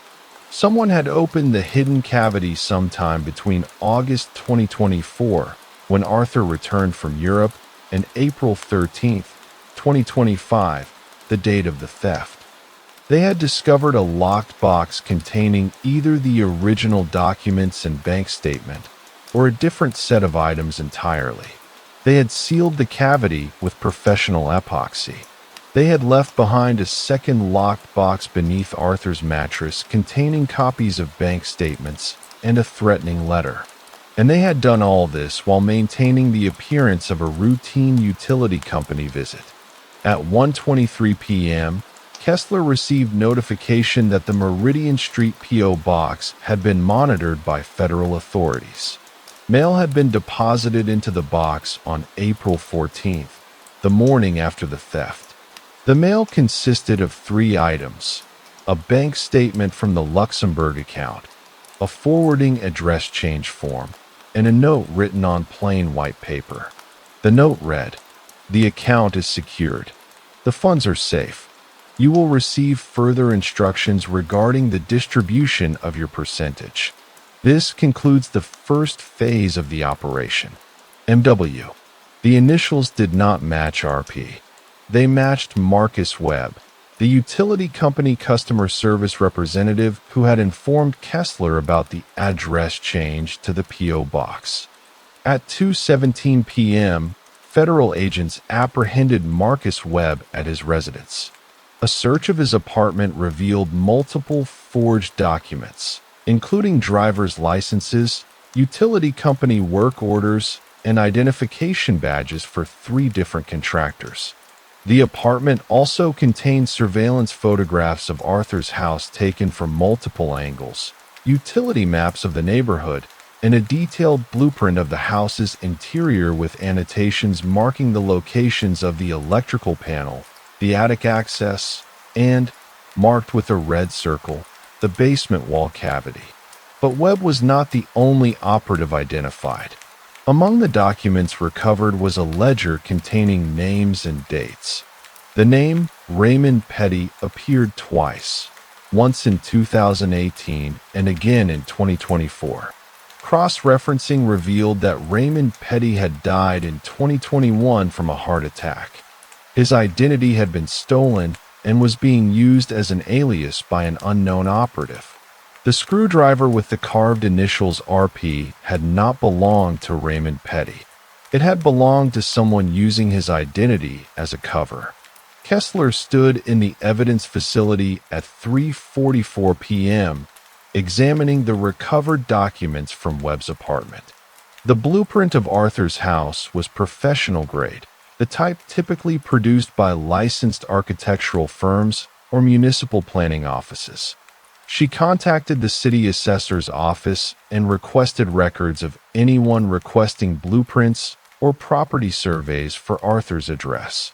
The records showed that blueprints had been requested on March 28th of the current year, approximately 2 weeks before the theft. The request had been made by phone using Arthur's name and account number. The blueprints had been sent to the Meridian Street P.O. box. The person who had made the request had known Arthur's account number, information that had been publicly available on the utility bill that Webb had intercepted when he changed the mailing address. Kessler made a final call to the federal banking authorities. The investigation into Arthur Penhaligon's involvement in money laundering had been officially closed. He was no longer a subject of investigation. The account designated AP Holdings, LLC, had been established without his knowledge or consent. The funds it contained were now the subject of a separate federal investigation into wire fraud, identity theft, and organized financial crime. But the fundamental question remained unanswered. Why had someone created a bank account in Arthur's name with his initials? Why had they deposited nearly $850,000 into an account he had no knowledge of? And why, after all this time, had they come to retrieve it? Kessler looked at the locked box that had been placed beneath Arthur's mattress, the box containing copies of the banking records and the threatening letter. It was not a box that a thief would leave behind. It was a box that someone would leave deliberately, a message, a warning, or evidence. At 4:15 p.m., she made a decision. "I need to search Arthur's employment records," she said to her supervisor, "and I need a warrant to examine his company's financial accounts. Whatever is in that hidden cavity, whatever that bank account represents, it may have originated from his workplace, not his personal activities." At 4:47 p.m. on April 14th, Kessler sat in a conference room with Arthur's employment file spread across the table.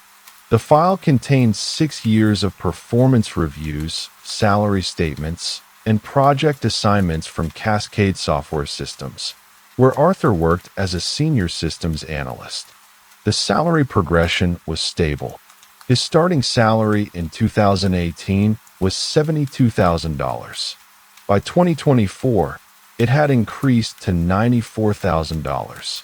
Standard raises, approximately 3% annually, nothing unusual. His performance reviews were consistently positive. No disciplinary actions. No complaints. He was described as reliable, methodical, and technically proficient. But something in the 2023 performance review caught her attention. A notation in the supervisor's comments read, "Arthur has expressed interest in advancement opportunities. Discussed potential for promotion to team lead position contingent on completion of advanced certification program. Program cost approximately $8,000. Company will cover 50%. Employee responsible for remainder." She made a call to Arthur's supervisor at Cascade Software Systems, a woman named Patricia Ingram. "Did Arthur complete the certification program?" Kessler asked. "Yes. He finished in early 2024. The training was extensive, 4 months of coursework. He performed well. And after completion, was he promoted to team lead?" There was a pause. "No. Actually, that's what's strange. After he completed the certification, another employee was promoted to the position. Arthur was passed over." "Who was promoted?" "His name is David Lockhart. David was hired in 2022, about a year after Arthur. He came from a competitor with more team management experience.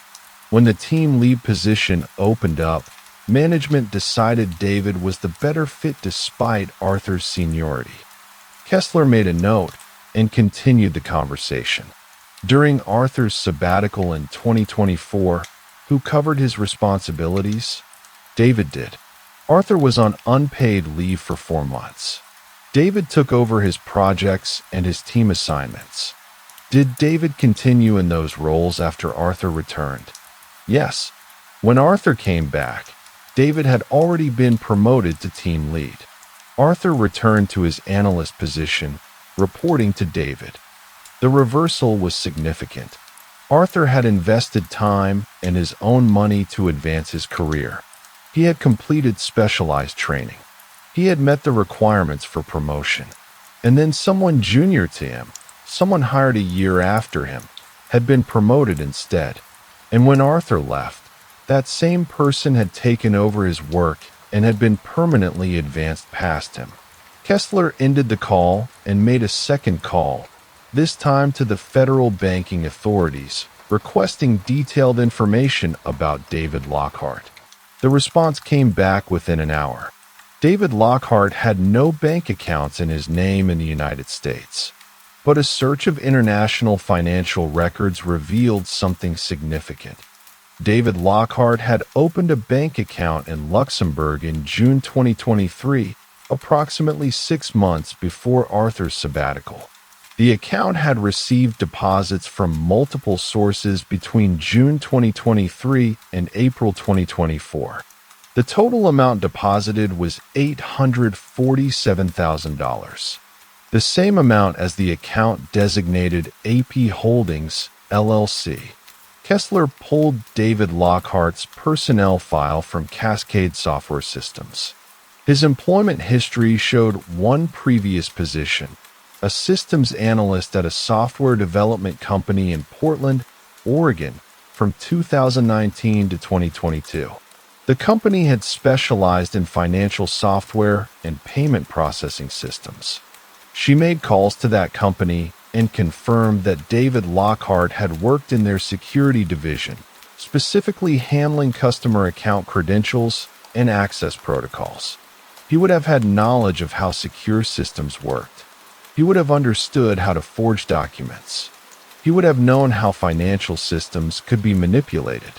At 5:18 p.m., Kessler reviewed the surveillance photographs found in Marcus Webb's apartment. She examined each one with fresh understanding. The photographs showed Arthur's house from multiple angles, taken at different times of day. In one photograph, a silver sedan was parked across the street. The license plate was visible in the image. She ran the plate. It was registered to David Lockhart. The photograph was date-stamped January 15th, 2024, the same date that Arthur's sabbatical had been booked and paid for. The same date that the threatening letter had been written.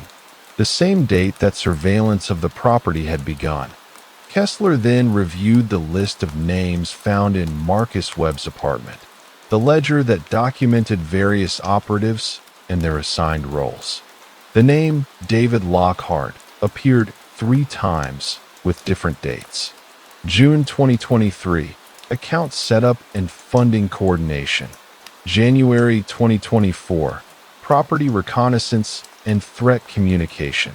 April 2025, asset retrieval and cleanup. She looked at the timestamp on the threatening letter again. April 10th, 2024. The letter had been written 2 days before Arthur's departure for Europe. It had been placed in the locked box beneath his mattress. The threat had been explicit: cooperate with account closure or face federal prosecution. But Arthur had not cooperated. Instead, he had left the country. He had returned 4 months later to discover his house emptied and his life dismantled. Kessler pulled the employment records again and looked at the dates of Arthur's promotion denial. The decision to promote David Lockhart instead of Arthur had been made in March 2024, 1 month after the threatening letter and 1 month before Arthur's departure from Europe. David had been elevated in position and authority while Arthur was away. When Arthur returned, the decision had already been locked in place. She realized the sequence of events now. David Lockhart had created the AP Holdings, LLC, account using Arthur's initials. He had deposited funds, likely stolen from his previous employer or obtained through other criminal means, into the account to establish a documented pattern of financial crime in Arthur's name. He had then written a threatening letter demanding Arthur's cooperation in closing the account and transferring the money. The threat of federal prosecution was not a bluff. The account, the deposits, the documented pattern of money laundering, all of it had been real. All of it had been in Arthur's name. Arthur had chosen to flee rather than comply. He had gone to Europe hoping the problem would resolve itself or disappear while he was away. But David had a different plan. He had ensured Arthur's absence by making the threat. He had then accessed the house during that absence, retrieving whatever had been in the hidden cavity. And after retrieving it, he had left behind the locked box containing copies of the documents and the threatening letter, not as a warning, but as evidence. Evidence that would implicate Arthur in money laundering if it was discovered. The final piece was the promotion denial. David had orchestrated it deliberately, using it to establish motive. If Arthur had been promoted to team lead, the compensation disparity between them would have diminished. But by having himself promoted instead, David had created a documented record of professional injury. If Arthur ever attempted to explain what had happened, his explanation would be filtered through the lens of a man whose career had stalled while a rival advanced past him. The screwdriver carved with initials RP, the forged work order, the intercepted utility account, the P.O. box opened in a false name, the sealed cavity, the locked box beneath the mattress. Every element of the crime had been designed with precision, not to rob Arthur of his house or his possessions, but to rob him of his identity. To make it appear, if the case were ever discovered, that Arthur had been the criminal all along. At 5:43 p.m., Kessler made a call to federal authorities. David Lockhart was apprehended at his apartment at 6:09 p.m. His residence contained additional documentation, bank statements, communications with Marcus Webb, and a detailed timeline of the operation labeled Project Meridian. The purpose of the project was clear in the documentation: to create a documented pattern of financial crime in Arthur Penhaligon's name, establish David Lockhart's position in Arthur's career track, and transfer a substantial sum of money obtained through previous criminal enterprise into accounts controlled by David and his associates. Arthur had been the target not because of anything he had done, but because of what he represented: a convenient identity, a stable employment history, and a house containing something valuable enough to hide in a wall, something valuable enough to be worth the elaborate scheme. Kessler sat at her desk at 7:15 p.m. and began writing her final report. The case was not solved because the criminal had been caught. The criminal had been caught because the case had been methodically pieced together through physical evidence, documented facts, and the careful observation of details that seemed insignificant in isolation but revealed a pattern when examined together.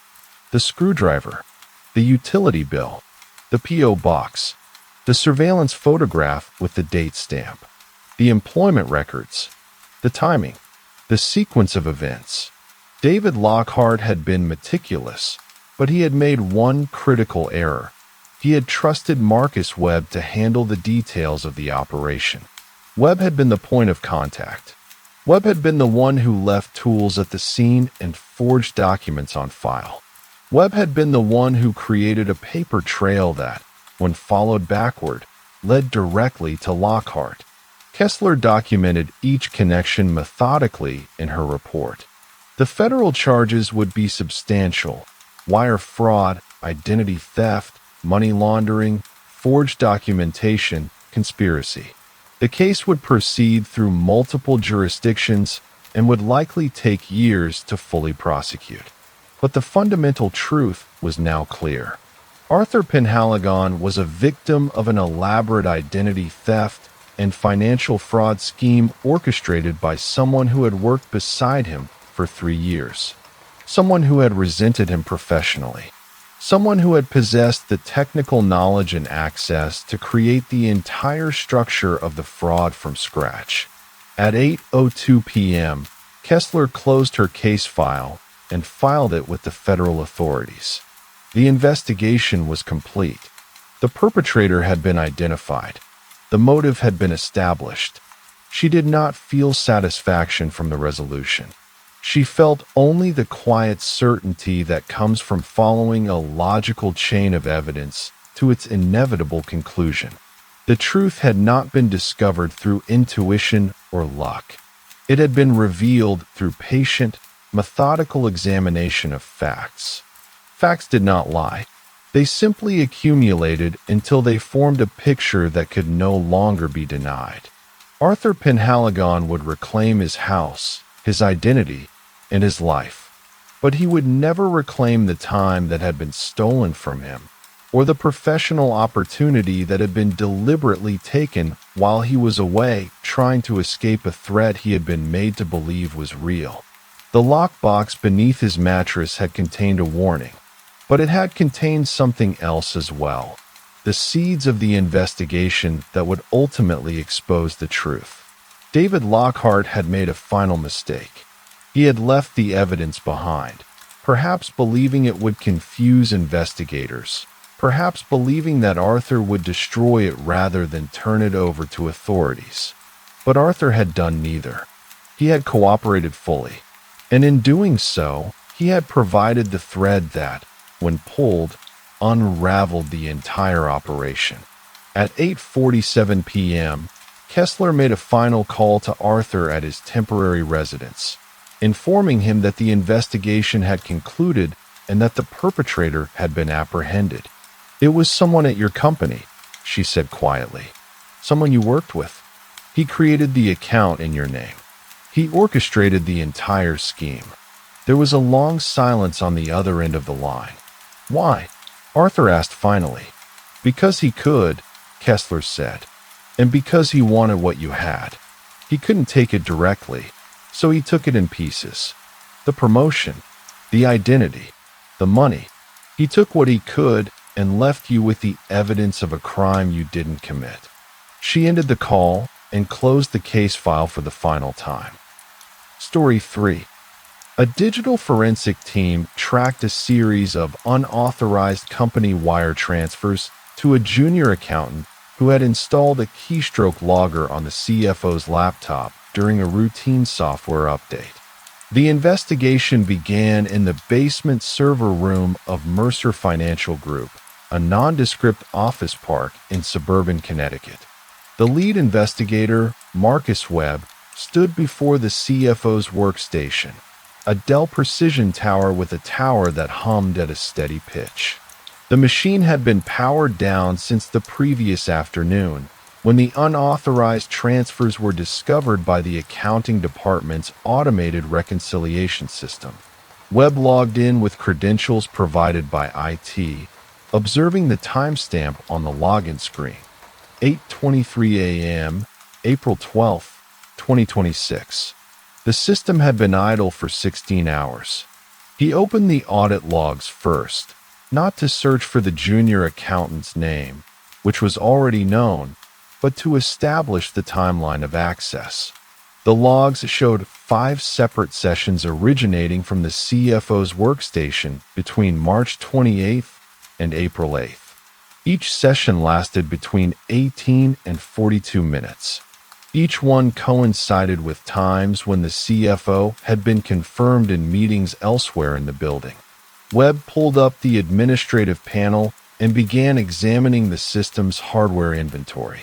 The CPU temperature readings showed normal variation.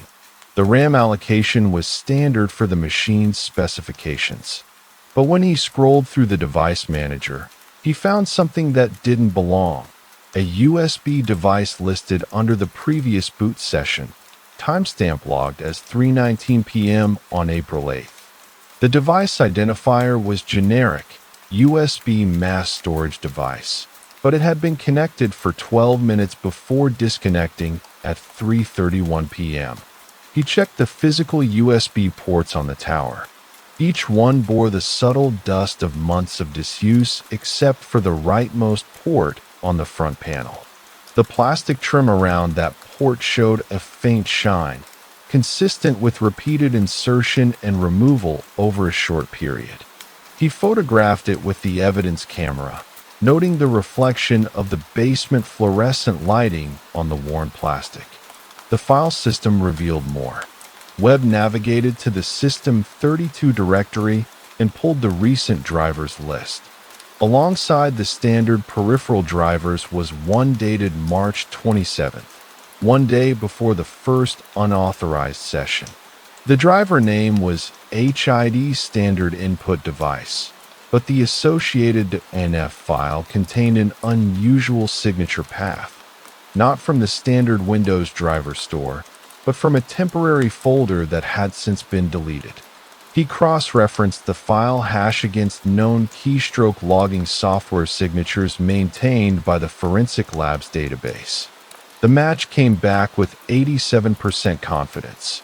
Webb then turned his attention to the physical space around the workstation. The desk surface was clean. The CFO maintained an organized workspace. But beneath the desk, Webb found something. A small circular indentation in the wood, about 1 centimeter in diameter, positioned at an angle that would align with the underside of the desk's cable management tray. He photographed it and ran his fingertip across the depression. The wood showed no splintering or fresh damage. Whatever had created the impression had done so gradually, through sustained pressure. He accessed the workstation's event viewer next, filtering for application crashes and warnings. Between March 27th and April 8th, there were 17 instances of a program called WinUpdate.exe, terminating unexpectedly. The executable was not a standard Windows process. Webb checked the process list from the most recent boot. It was no longer present, but its directory structure remained. The folder was dated March 27th, and it contained a configuration file with read/write permissions set to hidden. The contents of that configuration file were encrypted, but the file name itself was revealing: log_config_0328.bin. The date prefix suggested logging had begun on March 28th, the same day as the first unauthorized session. Webb documented everything methodically, placing each observation into the case file without interpretation. The facts accumulated in silence: the device history, the driver's signature, the physical wear on the USB port, the indentation under the desk, the obfuscated executable. He photographed each item and logged the timestamp of his observations. At 11:38 a.m., he contacted IT to request a full disk image of the workstation and to preserve the USB logs from the building's access card system. The junior accountant's badge had been scanned at the server room door on March 27th at 2:47 p.m. during a scheduled software maintenance window. His scan log showed 13 visits to the server room between March 27th and April 7th. Webb stood and surveyed the basement again. The humming of the equipment continued. The dust on the other USB ports remained undisturbed. He had found the entry point, the mechanism of intrusion, and the timeline of deployment. What remained unknown was the complete scope of the accounts accessed, the total amount transferred, and the path those funds had taken after leaving Mercer Financial's network. That work would require cooperation from the banking institutions and forensic accountants. But here, in the quiet basement, the physical evidence told a straightforward narrative. Someone with authorized access to the building had installed a tool designed to capture every keystroke typed on the CFO's machine. The tool had functioned for 12 days before being removed. During that period, a junior accountant had accessed the CFO's credentials and initiated wire transfers totaling $847,000 to 5 separate offshore accounts. Webb secured the workstation in an evidence bag and made his way upstairs.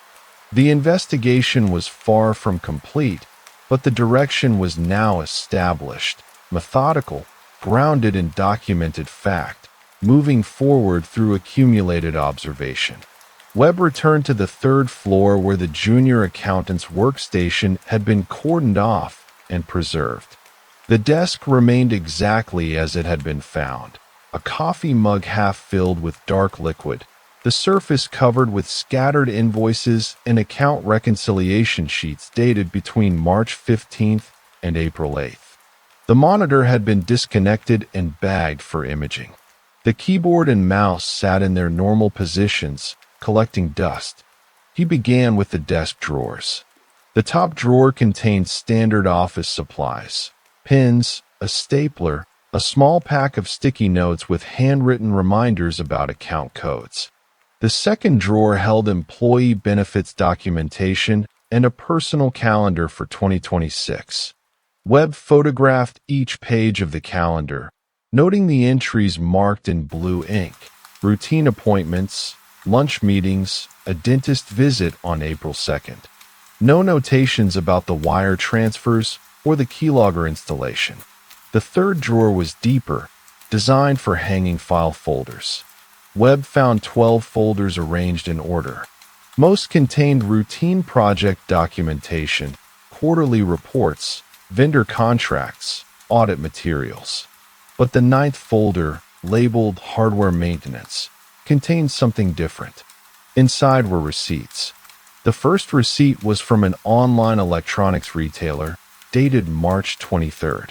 The items purchased were a USB hub, a wireless keyboard adapter, and a compact surveillance camera rated for 1080p resolution at 30 frames per second.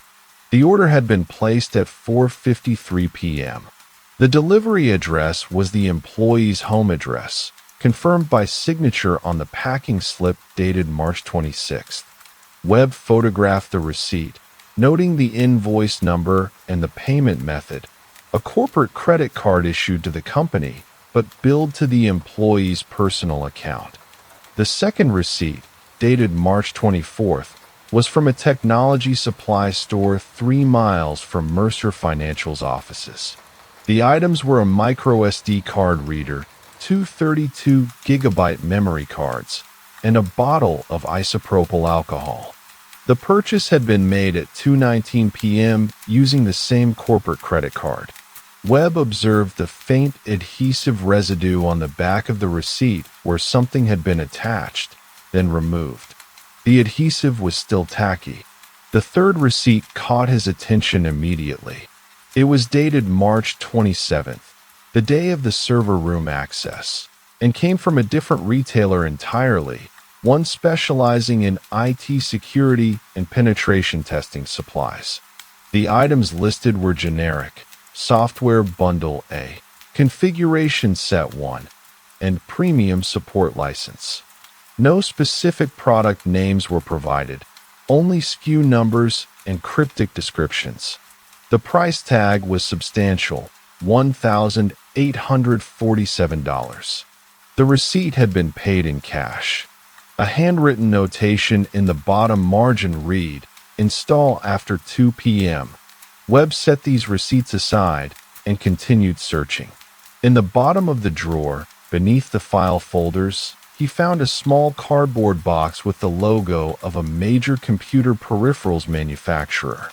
The box was empty, but the packing material and instruction manual remained inside. The manual was for a USB hardware security key, a device typically used for two-factor authentication. The serial number on the back of the manual had been obscured with black marker, covered completely so that no portion of the number remained visible. He opened the desk side compartment, a narrow space where employees typically stored personal items.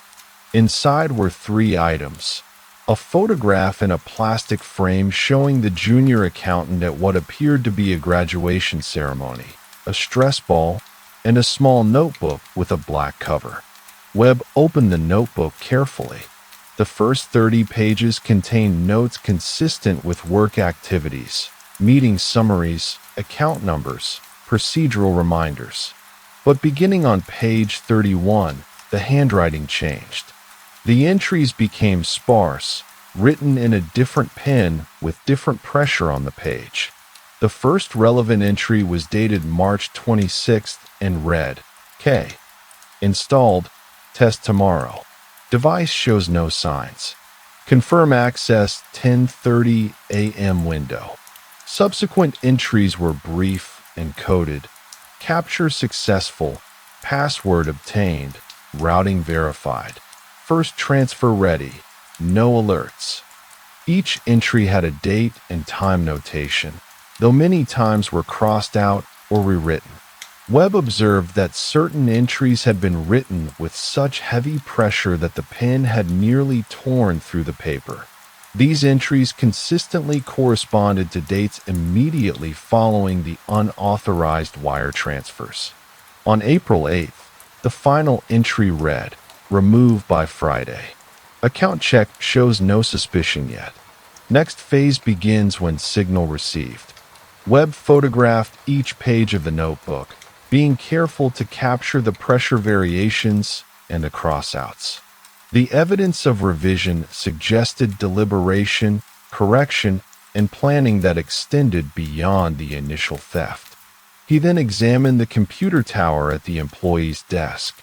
The machine was significantly older than the CFO's workstation, a generic Dell with visible dust accumulation on the vents.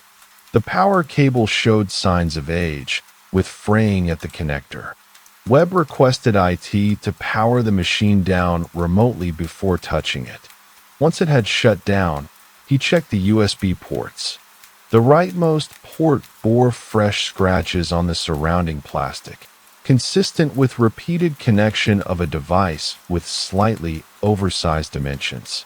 Under the desk, Webb found a cable organizer clipped to the underside of the surface.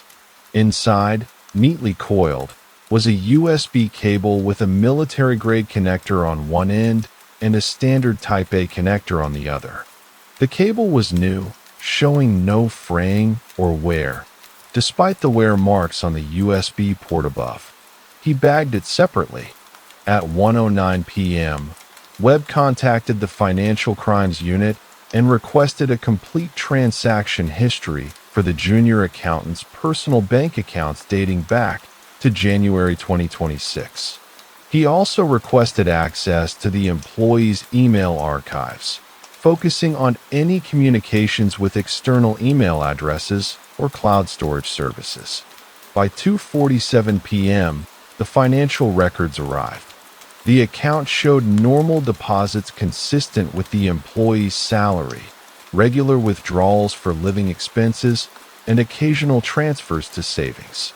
But beginning on April 9th, one day after the final notebook entry, there were 3 deposits, each exactly $42,750, transferred from 3 different offshore banks with holding company structures that obscured the original source.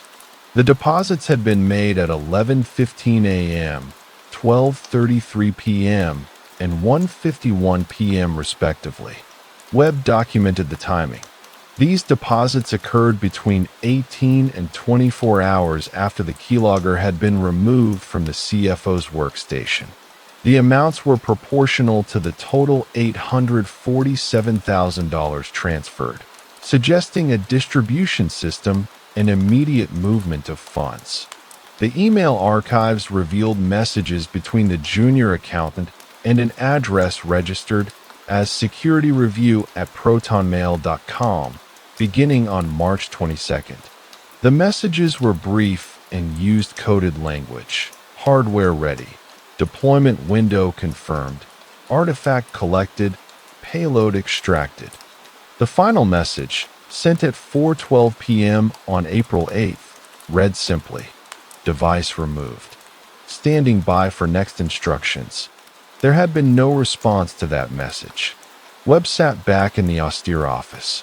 The accumulation of evidence suggested coordination with someone outside the company, someone who understood keystroke logging systems, offshore banking structures, and how to maintain operational security through fragmented communication.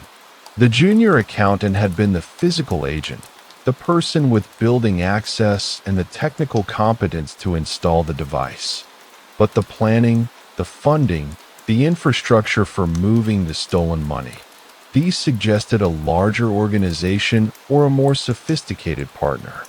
The investigation now required tracking the Proton Mail account, identifying the financial institutions behind the offshore deposits, and determining whether other employees had similar notebooks, similar receipts, similar patterns of behavior. Webb sealed the evidence and made his way to the secure storage facility at the police department. The case had expanded beyond a simple embezzlement scheme. Someone had recruited a junior accountant, provided him with equipment and training, and orchestrated a systematic theft designed to appear as the independent actions of a disgruntled employee. The question of who had been on the other end of those encrypted messages remained unanswered. Webb sat in the Cyber Crimes Unit's office on April 14th, reviewing the Proton Mail account logs provided by federal investigators. The account security review at protonmail.com had been created on March 19th from an IP address traced to a commercial internet cafe in Newark, New Jersey. The cafe's security footage showed a figure in a baseball cap and dark hoodie accessing Terminal 7 at 9:34 a.m. The timestamp was logged, but the facial features were obscured by the camera angle and the brim of the cap. The account had been accessed from 7 different IP addresses across New Jersey and New York between its creation and April 9th. Each access location was a public internet point: libraries, cafes, hotels with open Wi-Fi networks. No pattern emerged that suggested a home or office location. The account had been deleted at 5:28 p.m. on April 10th, the day after the final message to the junior accountant. But before deletion, The account had maintained a folder of draft messages, emails composed but never sent. Federal technicians had recovered them from the server's backup partition. Webb received printed copies at 3:15 p.m. The drafts contained operational notes written in fragmented sentences and abbreviations. One read, "Verify CFO access level sufficient for routing authority. Check recent delegation changes. May need secondary target if limits insufficient." Another stated, "Timeline compressed. Offshore accounts registered but not yet funded. Coordinate deposit schedule with financial partner. Target window March 28th to April 10th. A third draft, dated April 6th, was more detailed. Subject performing adequately. Hardware functioning within normal parameters.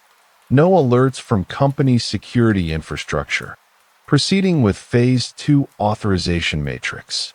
Secondary access point identified. IT manager position provides direct database manipulation. Assess recruitment probability. Webb noted the reference to a secondary target. He requested IT records for the manager position mentioned in the draft, a position held by an employee named Douglas Kramer, who had worked at Mercer Financial for 11 years. Webb pulled Kramer's personnel file and access logs. The IT manager's workstation access was extensive, spanning the entire company network. His badge access showed regular entries to the server room, often at times outside normal business hours. Between March 28th and April 8th, Kramer's after-hours server room access occurred on 5 separate occasions. March 29th at 5:52 p.m., April 1st at 6:09 p.m., April 3rd at 5:38 p.m., April 5th at 6:23 p.m., and April 7th at 6:41 p.m. Each access lasted between 8 and 16 minutes. The security logs showed no unusual network activity during or immediately after these visits, but that absence itself was significant. Kramer had the knowledge and access to mask or delete such logs. Webb requested a physical inspection of Kramer's office, located on the 2nd floor. The IT manager had been placed on administrative leave pending the investigation. His office was a cluttered space with 3 monitors, stacks of equipment manuals, and a filing cabinet in the corner. Webb photographed the space before conducting a detailed search. The filing cabinet contained the standard documentation expected of an IT professional: network diagrams, system specifications, backup procedures, vendor contracts. But in the bottom drawer, beneath a stack of old hard drives awaiting disposal, Webb found something else: a small USB drive approximately 2 centimeters in length, labeled with a single letter B written in permanent marker. He bagged the drive without connecting it to any network computer. Instead, he delivered it to the forensic lab with strict instructions for air-gapped analysis. Results came back at 9:42 p.m. on April 15th. The drive contained 847 individual files organized in date-stamped folders. Each folder corresponded to a day between March 27th and April 8th. The files were encrypted keystroke logs captured directly from the CFO's workstation, identical to the data that the junior accountant would have accessed through his installed device. The files also contained screenshots taken at irregular intervals, capturing the CFO's email inbox, banking portal access, and transaction authorization screens. But the drive contained additional material: financial routing diagrams showing the path of the $847,000 through 5 different offshore accounts, each with associated company registration documents, beneficial ownership papers, and banking authorization forms. The documents were professional, printed on official letterhead, and bearing what appeared to be authentic signatures. The date stamps on the PDFs suggested they had been created on April 3rd, for days before the first unauthorized transfer.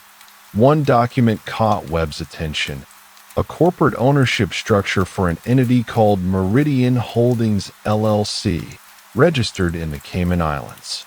The beneficial owner listed on the filing was shown as Margaret Ashford, Director. The same name appeared on 3 other entity registrations on the drive, each one functioning as an intermediary in the financial routing scheme. Webb ran the name through every database available: criminal records, business registries, passport databases, social media archives. Margaret Ashford appeared in no public records. The name yielded no results in any law enforcement system. It was either a false identity or a carefully constructed alias maintained across multiple international jurisdictions. He then examined the timestamps on the drive's files more carefully. The screenshot images had metadata embedded within them. Each screenshot contained not only the visual capture, but also system information recorded at the moment the image was taken. Webb reviewed the metadata line by line. One screenshot, dated April 5th at 4:19 p.m., showed the CFO accessing the company's account transfer authorization system. The visible amount was $165,000, designated for transfer to an account identified as Meridian Holdings Subaccount 3. But the metadata revealed something additional. The image had been captured using a tool that recorded not only what was visible on screen, but also active keyboard input at the moment of capture. The metadata showed the CFO's password being typed in real time: Mercer 2024 South Corp. That password would grant access to the entire financial authorization system. Webb immediately contacted the company's IT security officer and requested an emergency password reset for all senior financial personnel. The call was made at 10:15 p.m. The reset was completed by 10:47 p.m. But the password reset raised another question. If Kramer had this level of access to the CFO's workstation data, why had the junior accountant been needed at all? Webb returned to the encrypted files on the drive and examined the file creation timestamps more carefully. The keystroke logs created between March 28th and April 7th appear to have been captured directly from the installed keylogger on the CFO's laptop. But the logs created on April 8th, the day the device was supposedly removed, had different metadata. They showed capture from a different source, a system that had direct access to the CFO's workstation's file cache rather than real-time keystroke capture. The source identifier was traced to a terminal in the IT department's secure access area, logged in under Douglas Kramer's credentials at 2:51 p.m. This suggested a division of labor. The junior accountant had been the visible agent, the person whose actions could be traced and whose background would not initially suggest sophisticated technical knowledge. Kramer had been the infrastructure provider, the person with system-level access who could install the initial device, monitor its operation, and retrieve the captured data without triggering security alerts. But someone else had designed the scheme, created the offshore accounts, and established the financial routing. Someone named Margaret Ashford, or someone using that name, had orchestrated the entire operation. Webb documented everything and prepared a supplemental report. The investigation now extended beyond 2 perpetrators to a minimum of 3. The junior accountant as the physical operative, Kramer as the technical facilitator, and an unknown figure or figures directing the operation from outside the company.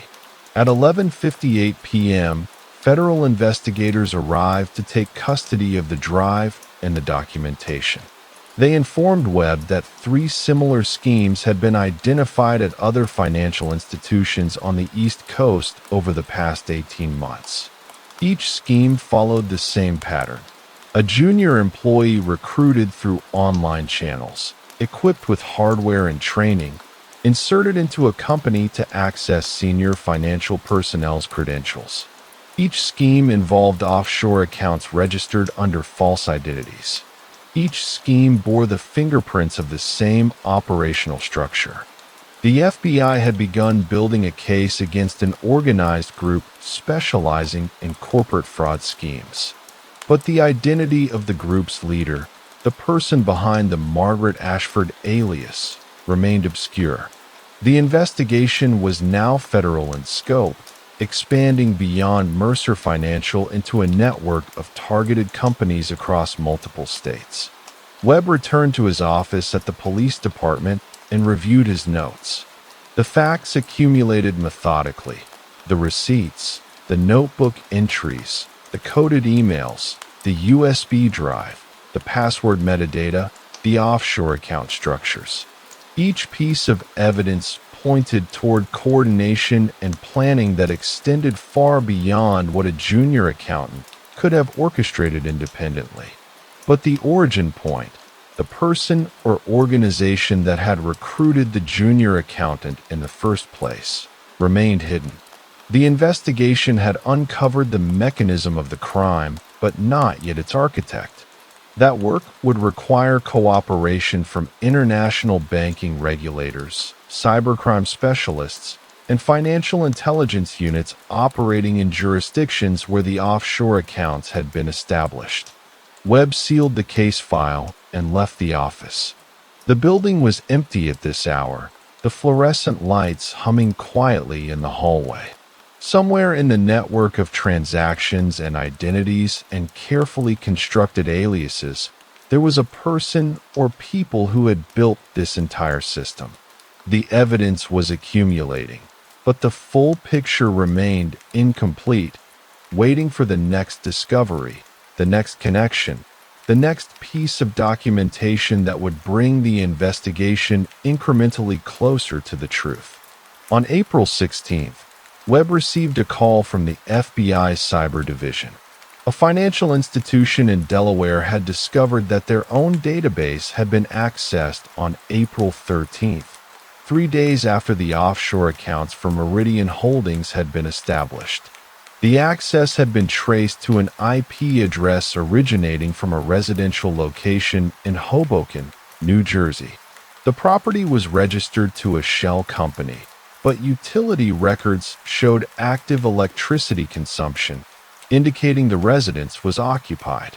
A search warrant was executed at 8:19 a.m. on April 17th.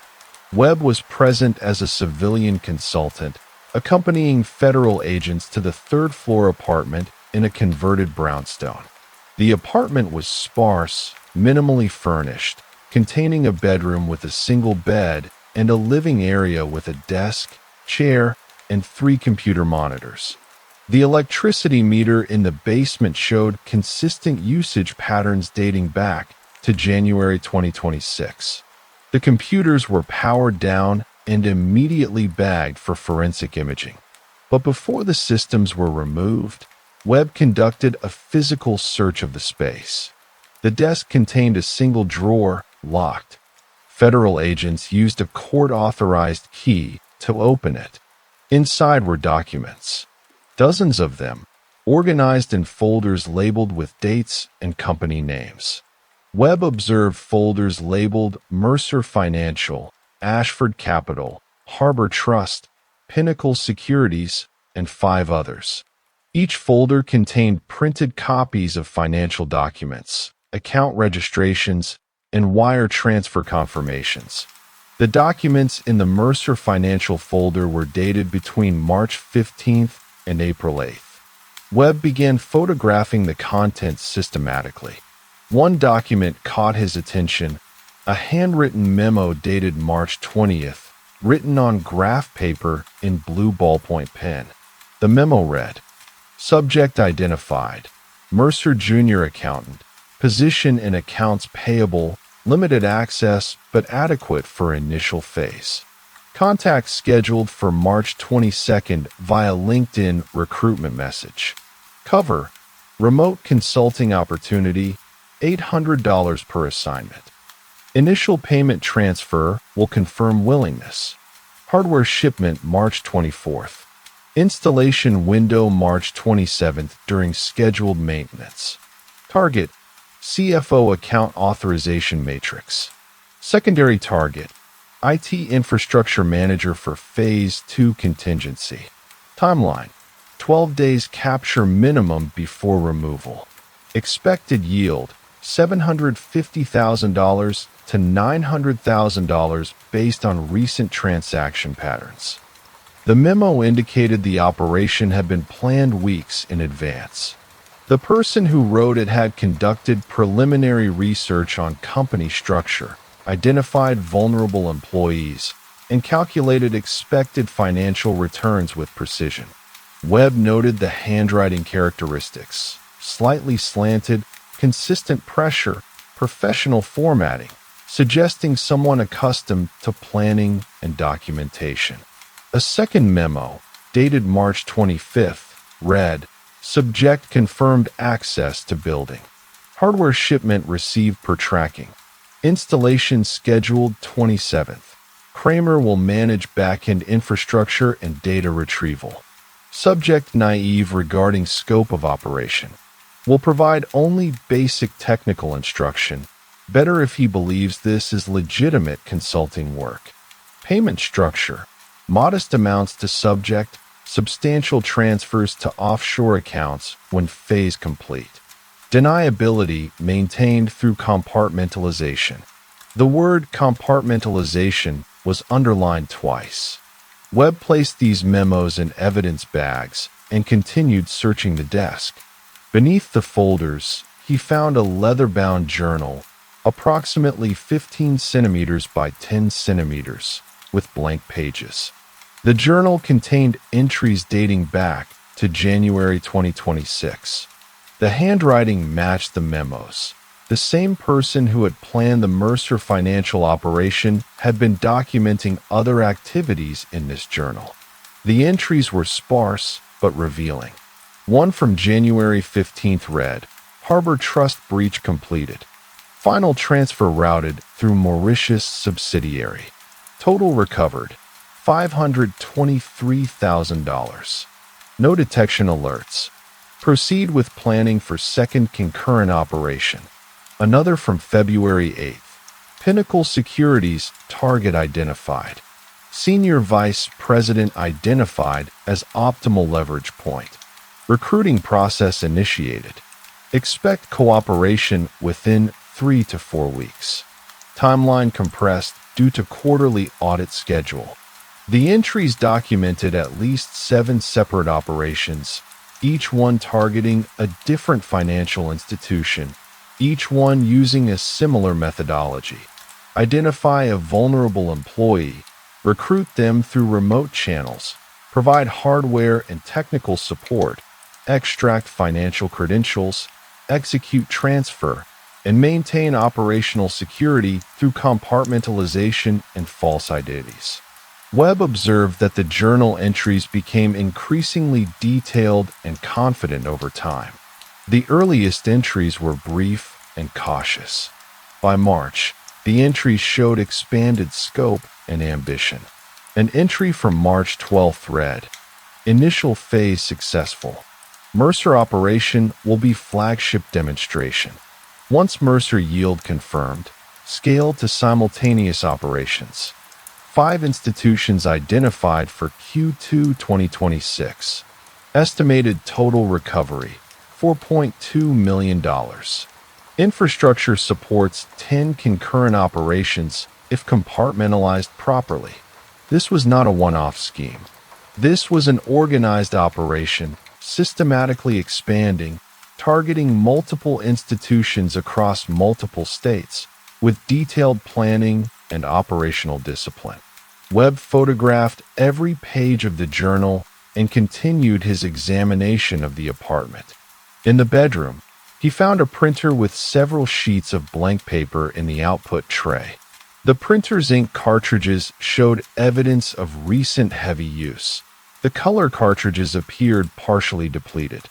He checked the printer's job queue and found logs indicating the machine had printed approximately 1,800 pages between January 2026 and April 15th. The bathroom contained nothing of investigative value: standard toiletries, a medicine cabinet with over-the-counter medications, clean towels. But the kitchen revealed something significant. In the trash bin, Webb found discarded receipts. One receipt, dated April 14th, was from a FedEx shipping location. The receipt showed that a package had been sent to an address in Singapore, signed for by someone named R. Lawson at 2:34 p.m. on April 14th. The package weight was listed as 2.3 kilograms. The contents were declared as computer components, personal use.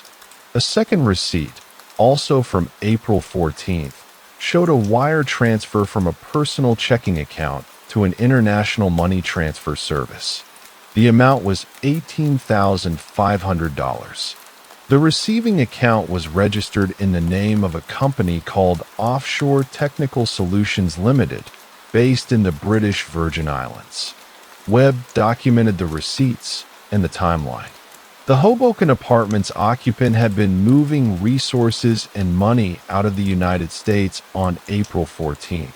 The same day, federal investigators had begun examining the Proton Mail account and the USB drive. The timing suggested the person occupying this apartment had become aware of the investigation and had initiated an exit protocol. Federal agents completed their imaging of the computer systems by 2:18 p.m. The machines were removed for analysis in a federal facility. Webb remained in the apartment, conducting a final systematic search. In the bedroom closet, on the top shelf, he found a metal lockbox, approximately 25 centimeters by 15 centimeters. The box was locked, but federal agents used bolt cutters to open it. Inside were passports, 3 of them, each bearing different names but the same photograph. The photograph showed a woman, approximately 40 to 45 years old, with dark hair pulled back, minimal facial expression, professional quality. The names on the passports were Margaret Ashford, Rebecca Lawson, and Elena Kostoff. Each passport showed extensive stamps from countries across Southeast Asia, Eastern Europe, and the Caribbean. Webb examined the name on the recent FedEx receipt, R. Lawson, and compared it to the passport. The initials matched. Rebecca Lawson was one of the identities used by the woman in the photograph. Margaret Ashford appeared to be the primary operational identity used for the Mercer financial scheme and the offshore account structure. Elena Kostoff was associated with earlier entries in the journal, dating back to operations in 2024. The photograph in all 3 passports was identical, taken at the same time, suggesting a single individual operating under multiple identities across at least 2 years of operations. At 3:47 p.m., Webb contacted the FBI's International Division with the passport information. Records indicated that Elena Kostoff had been flagged by Interpol in 2023 in connection with a corporate fraud investigation in Poland, but charges had been dropped when a key witness recanted testimony. Margaret Ashford had no international records. Rebecca Lawson appeared in visa application records for Singapore, dated April 10, 2026. A visa application submitted 2 days before the FedEx package was sent to the same destination. Webb documented the passport serial numbers and submitted them through official channels. Within an hour, confirmation came back that a Rebecca Lawson had boarded a flight from Newark to Singapore on April 15th at 11:44 a.m., 1 day before the FBI executed the search warrant on the Hoboken apartment. The occupant of the apartment had fled the United States approximately 18 hours before federal agents arrived. Webb completed his final documentation and sealed the apartment. The evidence accumulated. The memos documenting operation planning, the journal detailing multiple concurrent schemes, the receipts showing asset movement and international transfer, the passports revealing a person operating under multiple identities, the records showing departure from the country. The investigation had moved from corporate fraud to organized financial crime to international fugitive case.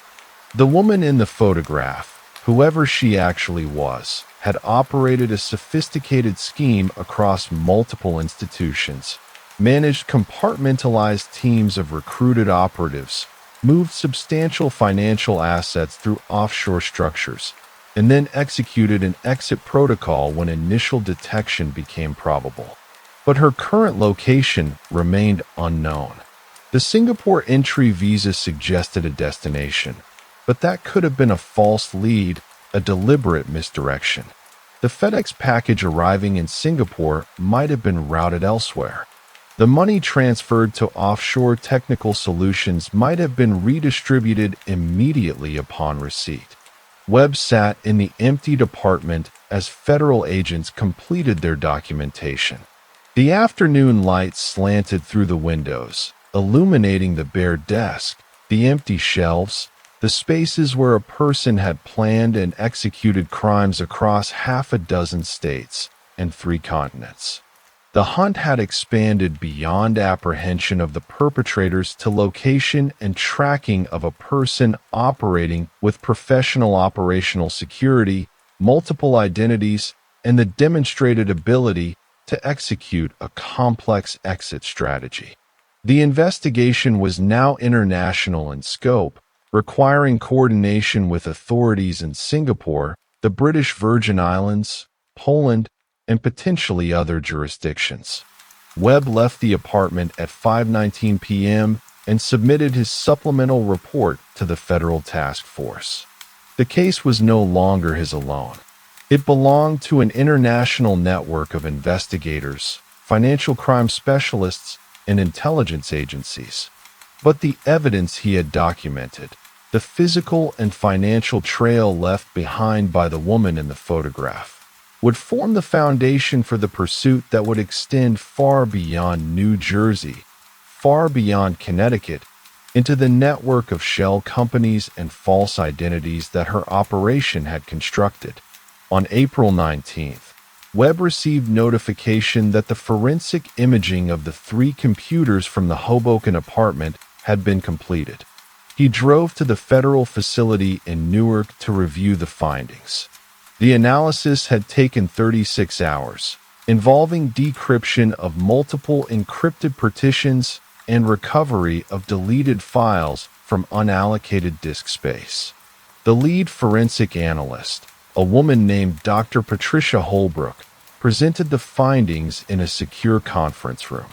The first computer contained financial management software, tracking all 7 identified operations across multiple spreadsheets.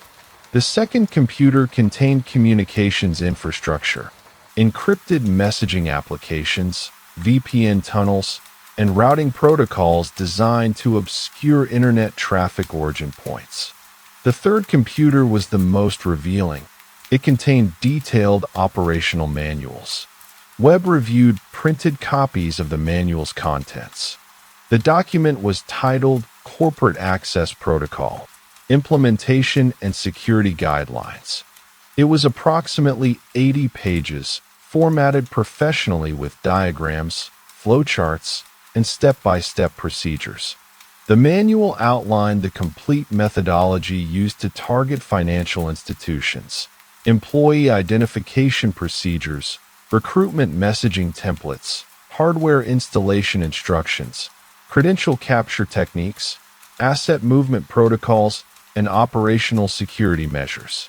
One section, titled Target Selection Criteria, listed specific characteristics sought in potential recruits. Recent hire preferred, limited institutional loyalty, moderate technical competency, sufficient for hardware installation but not comprehensive threat awareness, financial motivation, recent debt, family obligations, or consumer lifestyle above compensation level. Limited family or social network in local area reduces detection probability through social inquiry. The junior accountant at Mercer Financial met all these criteria. Webb confirmed this through review of personnel records. Hired 14 months prior to the operation, documented student loan debt of $87,000, recently divorced with child support obligations, no family members in Connecticut. Another section detailed credential capture methods. The manual specified that keystroke logging was preferred because it captured not only passwords, but also behavioral patterns, transaction authorization sequences, and security question responses. The manual noted that secondary access through IT personnel was valuable, but carries increased detection risk due to elevated system monitoring and security awareness. This explained the compartmentalization. The junior accountant was the primary access vector. Kramer was the secondary infrastructure support, and the woman in the photograph was the operational director, maintaining distance from both. A third section, titled Asset Movement Protocols, outlined the financial routing structure. The manual specified that funds should be moved through a minimum of 4 separate entities across at least 2 jurisdictions before reaching a final holding account. Each transfer should occur within a specific time window, never the same time on consecutive days, never from the same account twice in succession, never in round dollar amounts. The manual noted that banking alert systems would flag transfers exceeding certain thresholds or following detectable patterns, and sophisticated routing would defeat automated detection systems. The Mercer financial operation had followed these protocols precisely. The $847,000 had been routed through 5 separate entities in 4 jurisdictions, with transfer amounts ranging from $159,000 to $181,000, with no repeated patterns in timing or account combinations. Webb requested copies of all operational manuals and submitted them for distribution to the FBI's Financial Crimes Task Force. But he also noticed something else in the manual's appendix, a reference to a training facility. The appendix contained a single page labeled Resource Directory. It listed several addresses and contact numbers. One entry read, Hardware Training and Logistics, 85 Riverside Drive, Unit 12, Passaic, New Jersey. Contact Thomas Brennan, 973-555-0147. Availability, Monday through Friday, 10 a.m. to 6 p.m. Supplies, keystroke loggers, encryption devices, network analyzers, signal isolators. Webb immediately provided this information to federal agents. By 4:23 p.m. on April 19th, a search warrant had been obtained and executed at the Passaic location. The unit was a commercial space in a mixed-use industrial building, registered to a company called Riverside Technical Services. The property manager informed agents that the unit had been rented month to month under a business license issued to Thomas Brennan, with all rent payments made in cash. The unit contained extensive hardware inventory. Shelves lined the walls, stocked with keystroke loggers in various configurations, wireless transmission devices, memory cards, encryption tools, and network analysis equipment. The quantity suggested a supply operation designed to support multiple simultaneous operations, not just a single scheme. Webb arrived at the location at 5:15 p.m. and conducted a systematic inventory.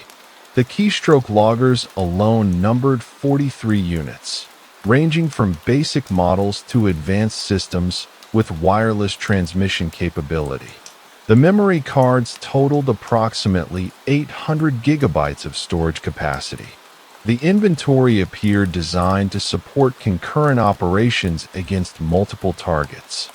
In a back office space, investigators found filing cabinets containing documentation. Webb examined the contents methodically.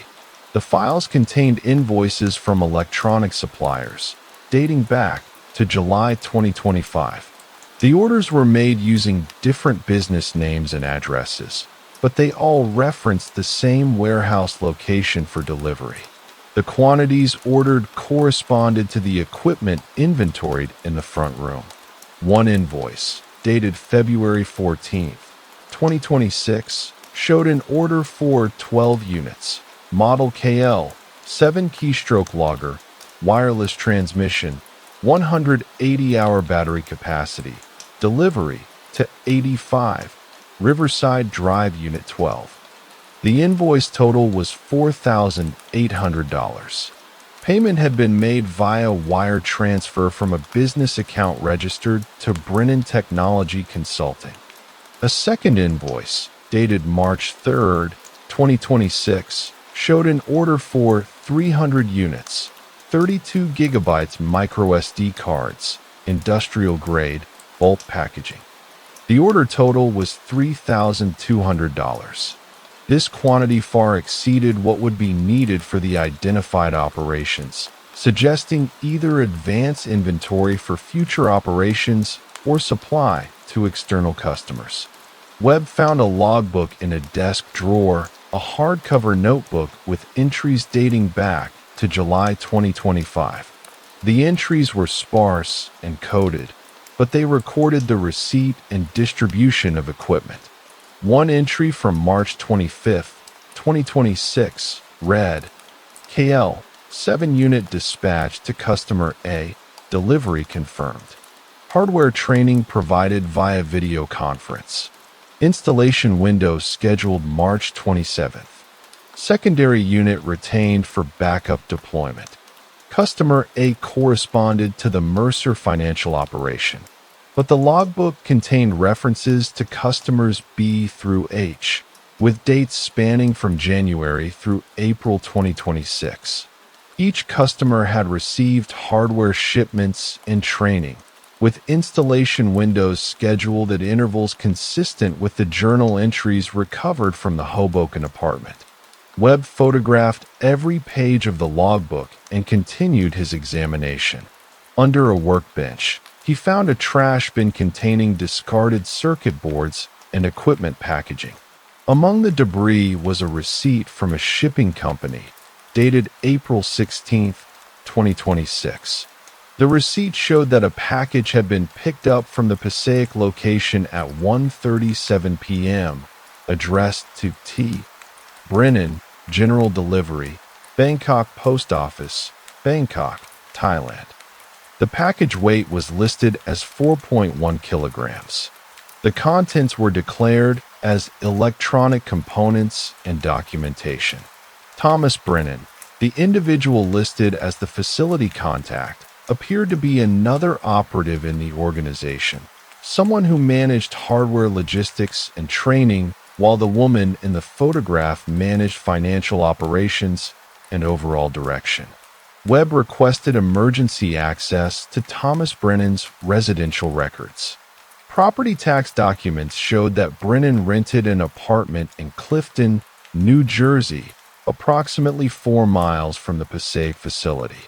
The lease was registered to a company called Property Management Associates, which itself was registered as a shell company with no identifiable ownership structure.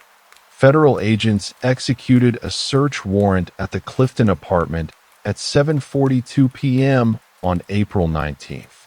The space was modest, a one-bedroom unit with minimal furnishings. A laptop computer was found on a desk, still powered on and connected to the internet. The screen displayed an email account with several unread messages. The most recent message, timestamped 4:15 p.m. on April 19th, had arrived minutes after the Passaic facility was searched. The email was from an unidentified sender with the address operations@secured-cloud.com. The message contained only 3 lines. Facility compromised. Proceed to secondary location. Package en route per schedule. Continue distribution protocols for customers CH. Maintain radio silence until new contact established. The email had been read at 4:18 p.m. immediately after arriving. Webb observed that Thomas Brennan was no longer present in the apartment. The wardrobe in the bedroom showed signs of recent and hurried removal of items. Empty hangers, disturbed dust patterns on shelves, gaps in the clothing arrangement. The bathroom contained no personal items beyond standard toiletries. A quick check of local transportation hubs indicated that a male matching Brennan's description from his driver's license photograph had purchased a one-way ticket to Miami on April 19th at 3:52 p.m., boarding a flight scheduled to depart at 6:30 p.m. The timing was precise. Brennan had received notification of the facility search within minutes of its execution, had abandoned his apartment, and had boarded a flight before federal agents could reach the airport. The email routing system prevented immediate identification of the sender, but the speed of notification suggested real-time surveillance of the Passaic location, either an external alert system or a compromised law enforcement communication channel. Webb submitted an urgent request for Miami airport surveillance footage and for coordinate with FBI field offices in South Florida. Additional requests were made to Interpol for international alerts regarding Thomas Brennan and potential flight connections from Miami to international destinations. By 10:09 p.m. on April 19th, Miami Customs had confirmed that Thomas Brennan had boarded a connecting flight to Panama City with a final destination of Cartagena, Colombia. The flight had departed Miami at 8:15 p.m. Colombian authorities were notified, but Webb observed that the routing suggested deliberate movement toward a jurisdiction with limited extradition cooperation with the United States. Webb compiled all evidence from the Passaic facility and submitted it to the federal task force. The investigation had now identified multiple operatives in an organized network. The primary director operating under aliases Margaret Ashford, Rebecca Lawson, and Elena Kostoff. Douglas Kramer as the IT infrastructure specialist, the junior accountant as the frontline operative, and Thomas Brennan as the hardware logistics coordinator.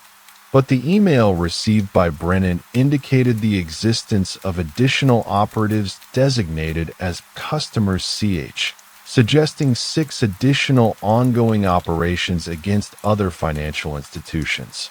The reference to secondary location and distribution protocols indicated that the organization had contingency operations and backup infrastructure in place. At 11:15 p.m., Webb received notification that federal investigators in Massachusetts had discovered irregular access patterns at a bank in Boston. Similar patterns had been identified at institutions in Philadelphia, Baltimore, and Providence, Rhode Island. Each institution had experienced suspicious activity consistent with the Mercer financial methodology, credential capture, pattern analysis, asset movement through offshore accounts. The scope of the investigation had expanded dramatically. What had begun as a case involving a single junior accountant and a keystroke logger had evolved into a multi-state, multi-jurisdiction criminal enterprise with sophisticated operational infrastructure, multiple compartmentalized teams, and demonstrated capability to execute rapid escape protocols when detection became probable. Webb sat at his desk in the early morning hours of April 20th and reviewed the accumulated evidence.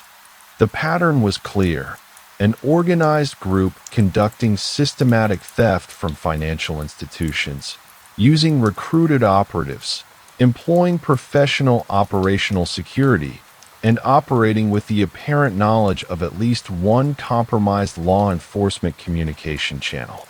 but the full scope of the organization remained unknown.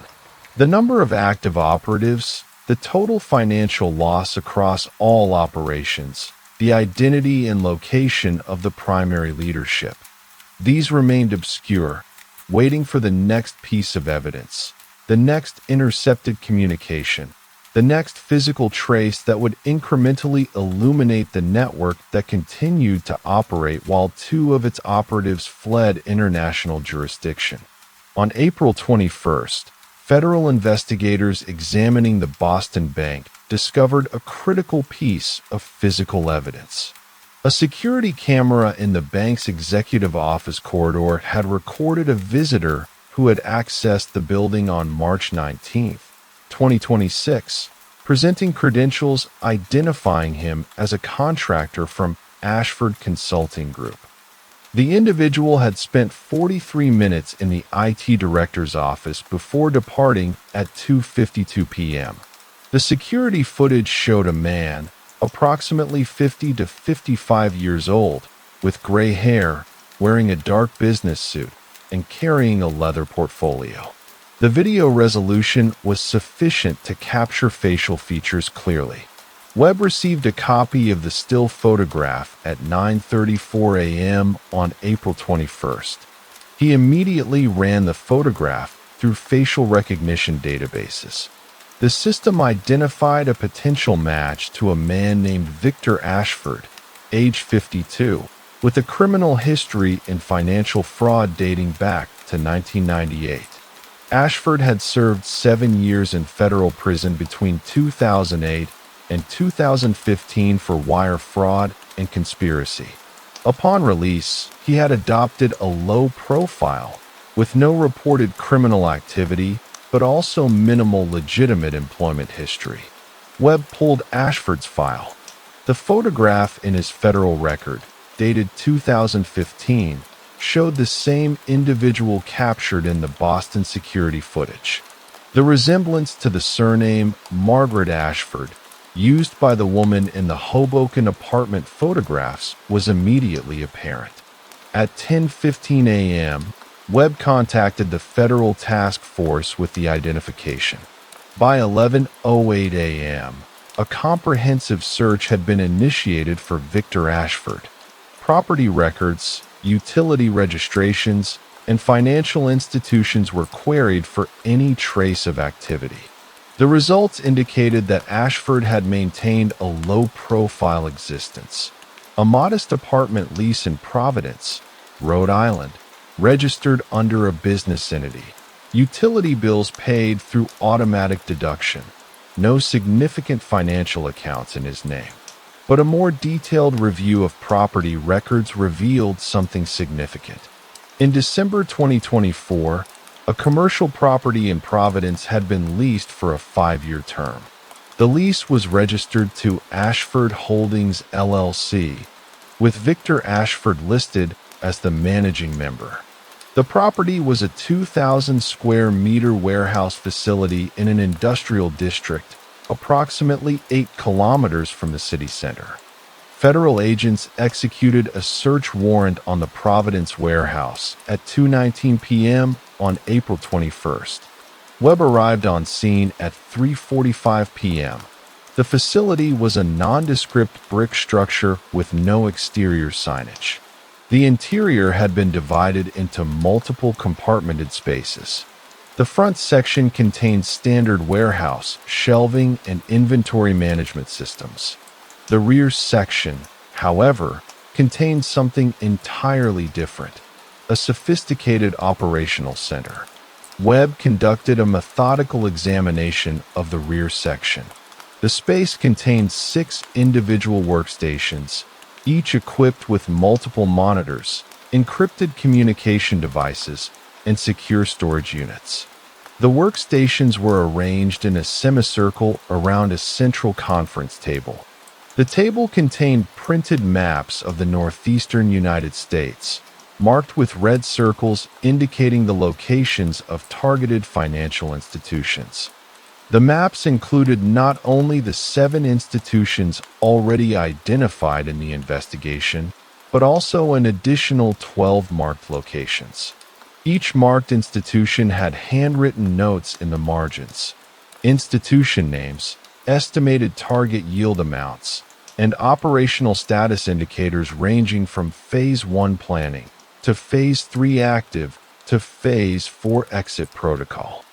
Webb photographed the maps meticulously, documenting each notation. The total estimated yields across all 19 marked institutions totaled $18.7 million. Operational phases indicated that only 3 of the 19 had reached Phase 3 active status: Mercer Financial, Harbor Trust, and Pinnacle Securities. The remaining 16 institutions were in various stages of planning or initial reconnaissance. In a secure storage unit adjacent to the workstations, agents discovered additional operational documentation. The files contained dossiers on individual employees at each targeted institution, photographs, biographical information, financial background, family status, employment history. The dossiers were organized by institution and by target designation: primary access targets, employees to be recruited and equipped with hardware; secondary infrastructure targets, IT personnel; and tertiary financial targets, high-level executives whose credentials would be accessed. Webb examined the dossier for the Mercer financial operation. The primary access target was correctly identified as the junior accountant, with detailed biographical information spanning his education history, employment record, and personal financial obligations. The notation read, "Subject suitable for recruitment via financial motivation angle. Debt load indicates vulnerability. Limited local family network reduces detection risk." The secondary infrastructure target was identified as Douglas Kramer, with similar detail. IT manager position provides direct system access and credential capture capability. 11-year tenure suggests institutional trust. Separated from spouse in 2023, potential financial vulnerability for recruitment leverage. But there was a tertiary notation indicating a third target in the Mercer financial operation, the CFO himself. The dossier contained the CFO's personal financial records, bank statements, and investment portfolio information. A handwritten note in the margin read, "Monitor for secondary access development post-Phase 3. Consider direct recruitment if Phase 3 yields insufficient for Phase 4 expansion." This suggested the operation had been designed with multiple escalation pathways. If the junior accountant's access proved insufficient, or if the initial transfers attracted attention, the operation could be expanded to directly recruit the CFO or other senior personnel into the scheme. Webb documented these dossiers and continued his examination of the warehouse. In an office space attached to the operations center, he found a desk with a computer terminal and a filing system. The files contained financial records tracking all incoming transfers from the active operations. Mercer Financial showed a notation of $847,000 received and distributed. Harbor Trust showed $523,000. Pinnacle Securities showed $291,000. But the files also contained payments made to operatives. The Mercer financial operation had disbursed $14,200 to Subject A, the junior accountant, $8,500 to Subject K, Douglas Kramer, and $16,400 to Training Coordinator, Thomas Brennan.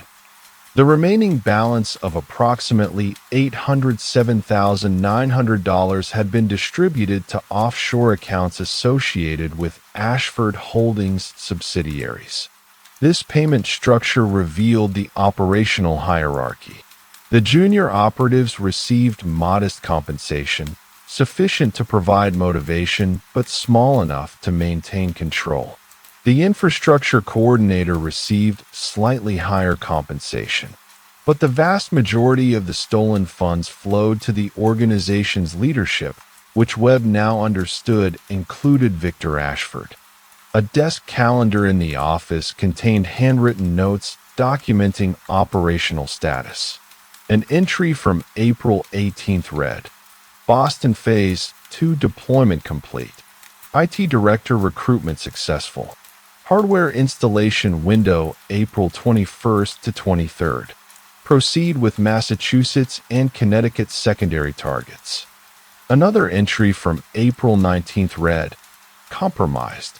Passaic Facility and Hoboken Operations Center likely under federal surveillance. Execute Protocol 7, Leadership Relocation and Operational Dispersal. A third entry from April 20th read, Brennan in transit to Secondary Logistics Center. Margaret en route to Singapore with Phase 4 planning documents. Victor to be relocated to Canadian Operations Center pending secondary location establishment. These entries indicated that the organization had multiple operational centers, distributed leadership, and pre-planned dispersal protocols.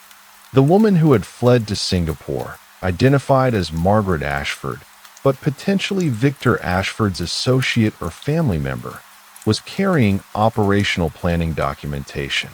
Victor Ashford himself was being relocated to Canada, suggesting the organization maintained infrastructure in multiple countries.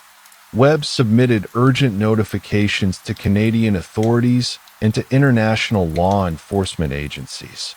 But he also recognized that these entries were dated April 20th, meaning the operational leadership had begun relocation approximately 24 hours before federal agents discovered the Providence warehouse.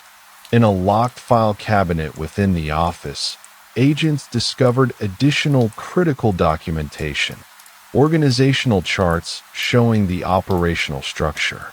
The chart indicated that Margaret Ashford held the title Director of Operations, with responsibility for financial management and operational oversight. Victor Ashford held the title Director of Infrastructure, with responsibility for facility management and strategic planning.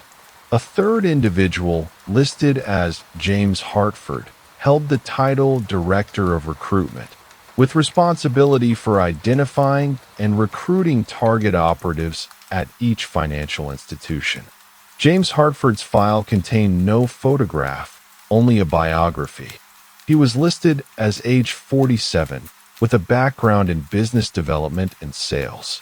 His role was to conduct preliminary reconnaissance on targeted institutions, identify vulnerable employees, and manage the recruitment process.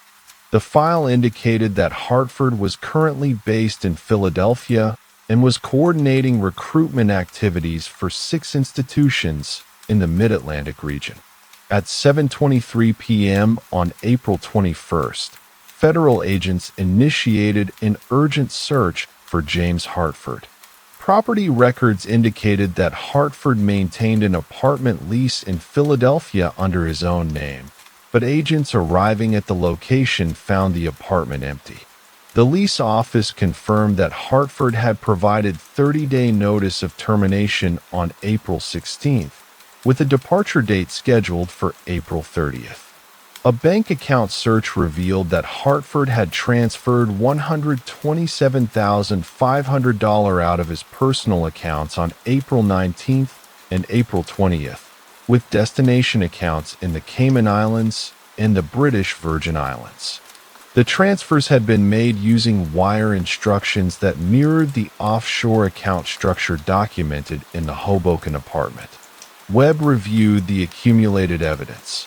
The investigation had now identified 4 senior operatives in the organization: Margaret Ashford, Financial and Operational Director; Victor Ashford, Infrastructure Director; Thomas Brennan, Hardware Logistics; and James Hartford, Recruitment Director.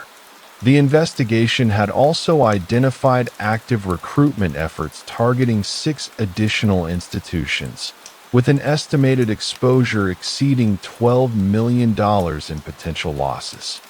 At 9:12 p.m. on April 21st, the FBI issued federal warrants for all four individuals. Interpol distributed international alerts.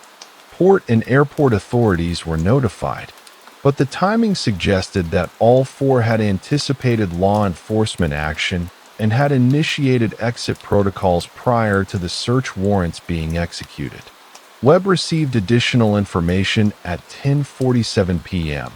Canadian border authorities reported that a woman matching Margaret Ashford's photograph had crossed the border at Niagara Falls on April 19th at 1:34 p.m., presenting a passport under the name Elena Kostov.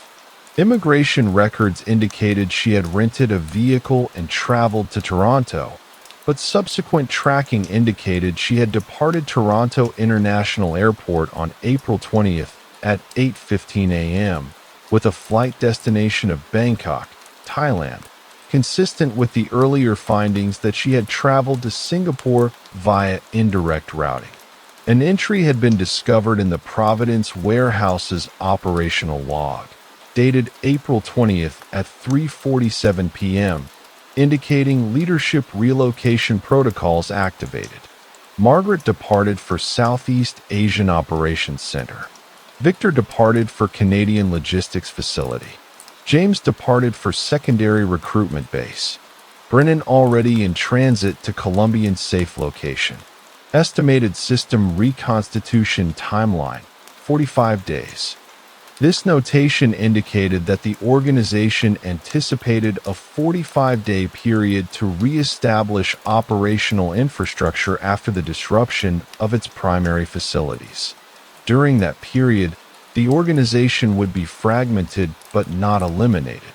The distributed operational structure and international financial infrastructure meant that disruption of one facility or the flight of individual operatives would not necessarily prevent the continuation of criminal activities.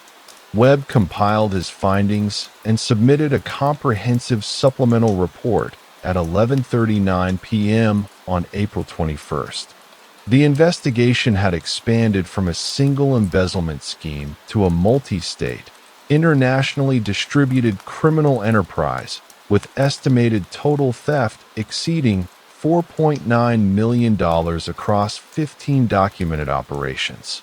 The organization had demonstrated sophisticated operational security, rapid response protocols to law enforcement detection, and the capability to execute coordinated international relocation within hours of compromise.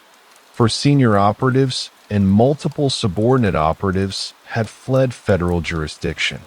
3 additional operatives, the junior accountant, Douglas Kramer, and the junior operative at the Boston institution, remained in custody pending charges. But the network itself appeared designed to survive the loss of individual operatives and could potentially reconstitute its operations from remote locations within weeks. The physical evidence accumulated in the Providence warehouse, the operational maps, the financial records, the organizational charts, the dossiers on employees, provided a detailed blueprint of the organization's structure and methodology. But the primary architects and operators had dispersed across international jurisdictions, where pursuit would require coordination with foreign authorities, extradition negotiations, and extended investigation across multiple countries and legal systems. Webb left the warehouse at 1:03 a.m. on April 22nd, the facility now secured as a federal evidence repository. The investigation continued, but the initial phase, the identification of the criminal enterprise and the disruption of its primary operational center, had transitioned into a new phase: international pursuit of dispersed operatives, coordination with foreign law enforcement, and the methodical construction of evidence packages that could support prosecution in multiple jurisdictions. The facts had accumulated meticulously: the documents, the financial records, the photographs, the dated entries and operational logs. But the individuals who had created this enterprise, planned its operations, and profited from its crimes remained beyond immediate apprehension, continuing to direct criminal activities from locations unknown, using resources they had transferred before the evidence could be seized. Webb sat in the federal facility's evidence review room on April 28th, 7 days after the Providence warehouse discovery. The initial wave of investigative activity had subsided into methodical analysis. The 4 primary operatives remained at large. 2 subordinate operatives had been arrested and were in custody awaiting trial. But the core question remained unresolved. Who had initiated this enterprise, and why had a man with a criminal history spanning decades chosen to rebuild it now, at an age when most people entered retirement or legitimate business ventures? The evidence lay before him in organized stacks: financial records from the Hoboken apartment, operational documents from Providence, personnel files from all targeted institutions, bank statements, wire transfer confirmations, and the journal entries documenting operational expansion. Webb had reviewed these materials repeatedly, searching for the connective tissue that would explain the transformation from Victor Ashford's post-prison invisibility to the architect of a multi-million-dollar criminal enterprise. He began again with the financial records from Providence.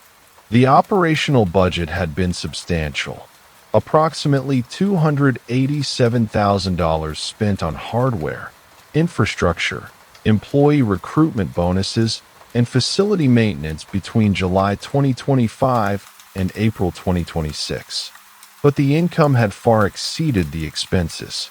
The total theft across all documented operations approached $5.2 million. The money had flowed to offshore accounts in the Cayman Islands, the British Virgin Islands, Singapore, and Colombia. Webb examined the bank statements for the operational accounts. The Ashford Holdings LLC account at a New Jersey bank showed regular deposits from wire transfers originating from the theft operations. The account was used to pay suppliers, facility costs, and operatives. But there was one recurring monthly transfer that didn't align with operational expenses: a $4,500 transfer to Northridge Medical Center, Boston, Massachusetts, dated the 15th of each month, without variation, from July 2025 through April 2026. Webb had noted this transfer before, but had not pursued it, assuming it might be a facility or utility payment. Now he examined it more carefully. He requested information from Northridge Medical Center regarding the nature of the payments. The response came back at 4:19 p.m. on April 28th. The payments were not facility charges or utilities. They were medical bills. The account was registered to a patient named Victoria Ashford, age 48, admitted to Northridge's care facility on July 3, 2025, with a diagnosis of advanced multiple sclerosis and progressive neurological degeneration. Webb sat very still, reading the information multiple times. The name matched exactly: Victoria Ashford. Not Margaret, Victoria, the woman in the Hoboken apartment photographs. He pulled the federal criminal database for Victor Ashford. In the biographical section, he found a family history notation he had not previously examined in detail. Brother Vincent Ashford, deceased 1992. Sister Victoria Ashford, living, last known address Boston, Massachusetts, 1998. Webb cross-referenced the dates. Victoria Ashford would have been born in 1978, making her 48 years old in 2026, exactly the age listed in the medical center records. The woman operating under the aliases Margaret Ashford and Rebecca Lawson and Elena Kostoff was Victor Ashford's sister. He then examined the medical records more carefully. Victoria had been admitted to Northridge on July 3, 2025, with a diagnosis requiring full-time care. The treatment regimen was intensive and expensive. The medical center's itemized billing showed monthly charges ranging from $12,000 to $15,000. The payments from Ashford Holdings had been precisely calibrated to cover the bills, month after month, with no variation. Webb pulled the financial timeline. Victor Ashford had been released from federal prison on June 12, 2015. For 10 years, from 2015 to 2025, he had maintained a legitimate low profile. Bank records showed modest income from legitimate employment, consulting work, contract labor. But in July 2025, precisely when Victoria's medical crisis emerged and the first months of her expensive care began, the pattern changed.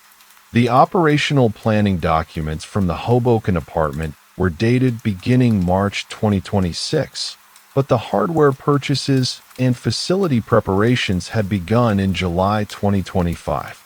The Passaic facility had been established in July 2025.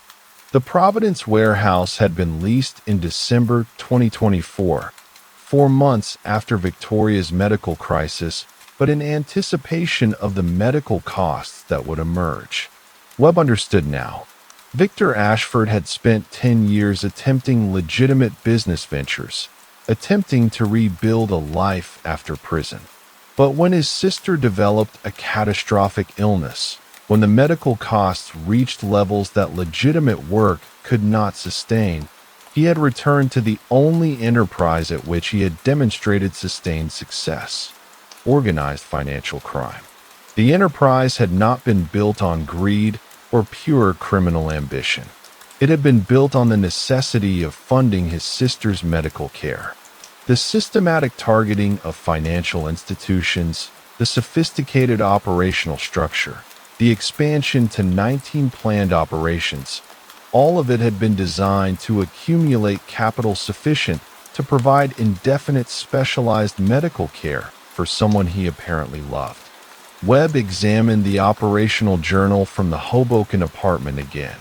The entries attributed to Margaret Ashford were actually entries by Victoria Ashford, documenting the expansion of operations, planning the financial routing, managing the recruitment of operatives.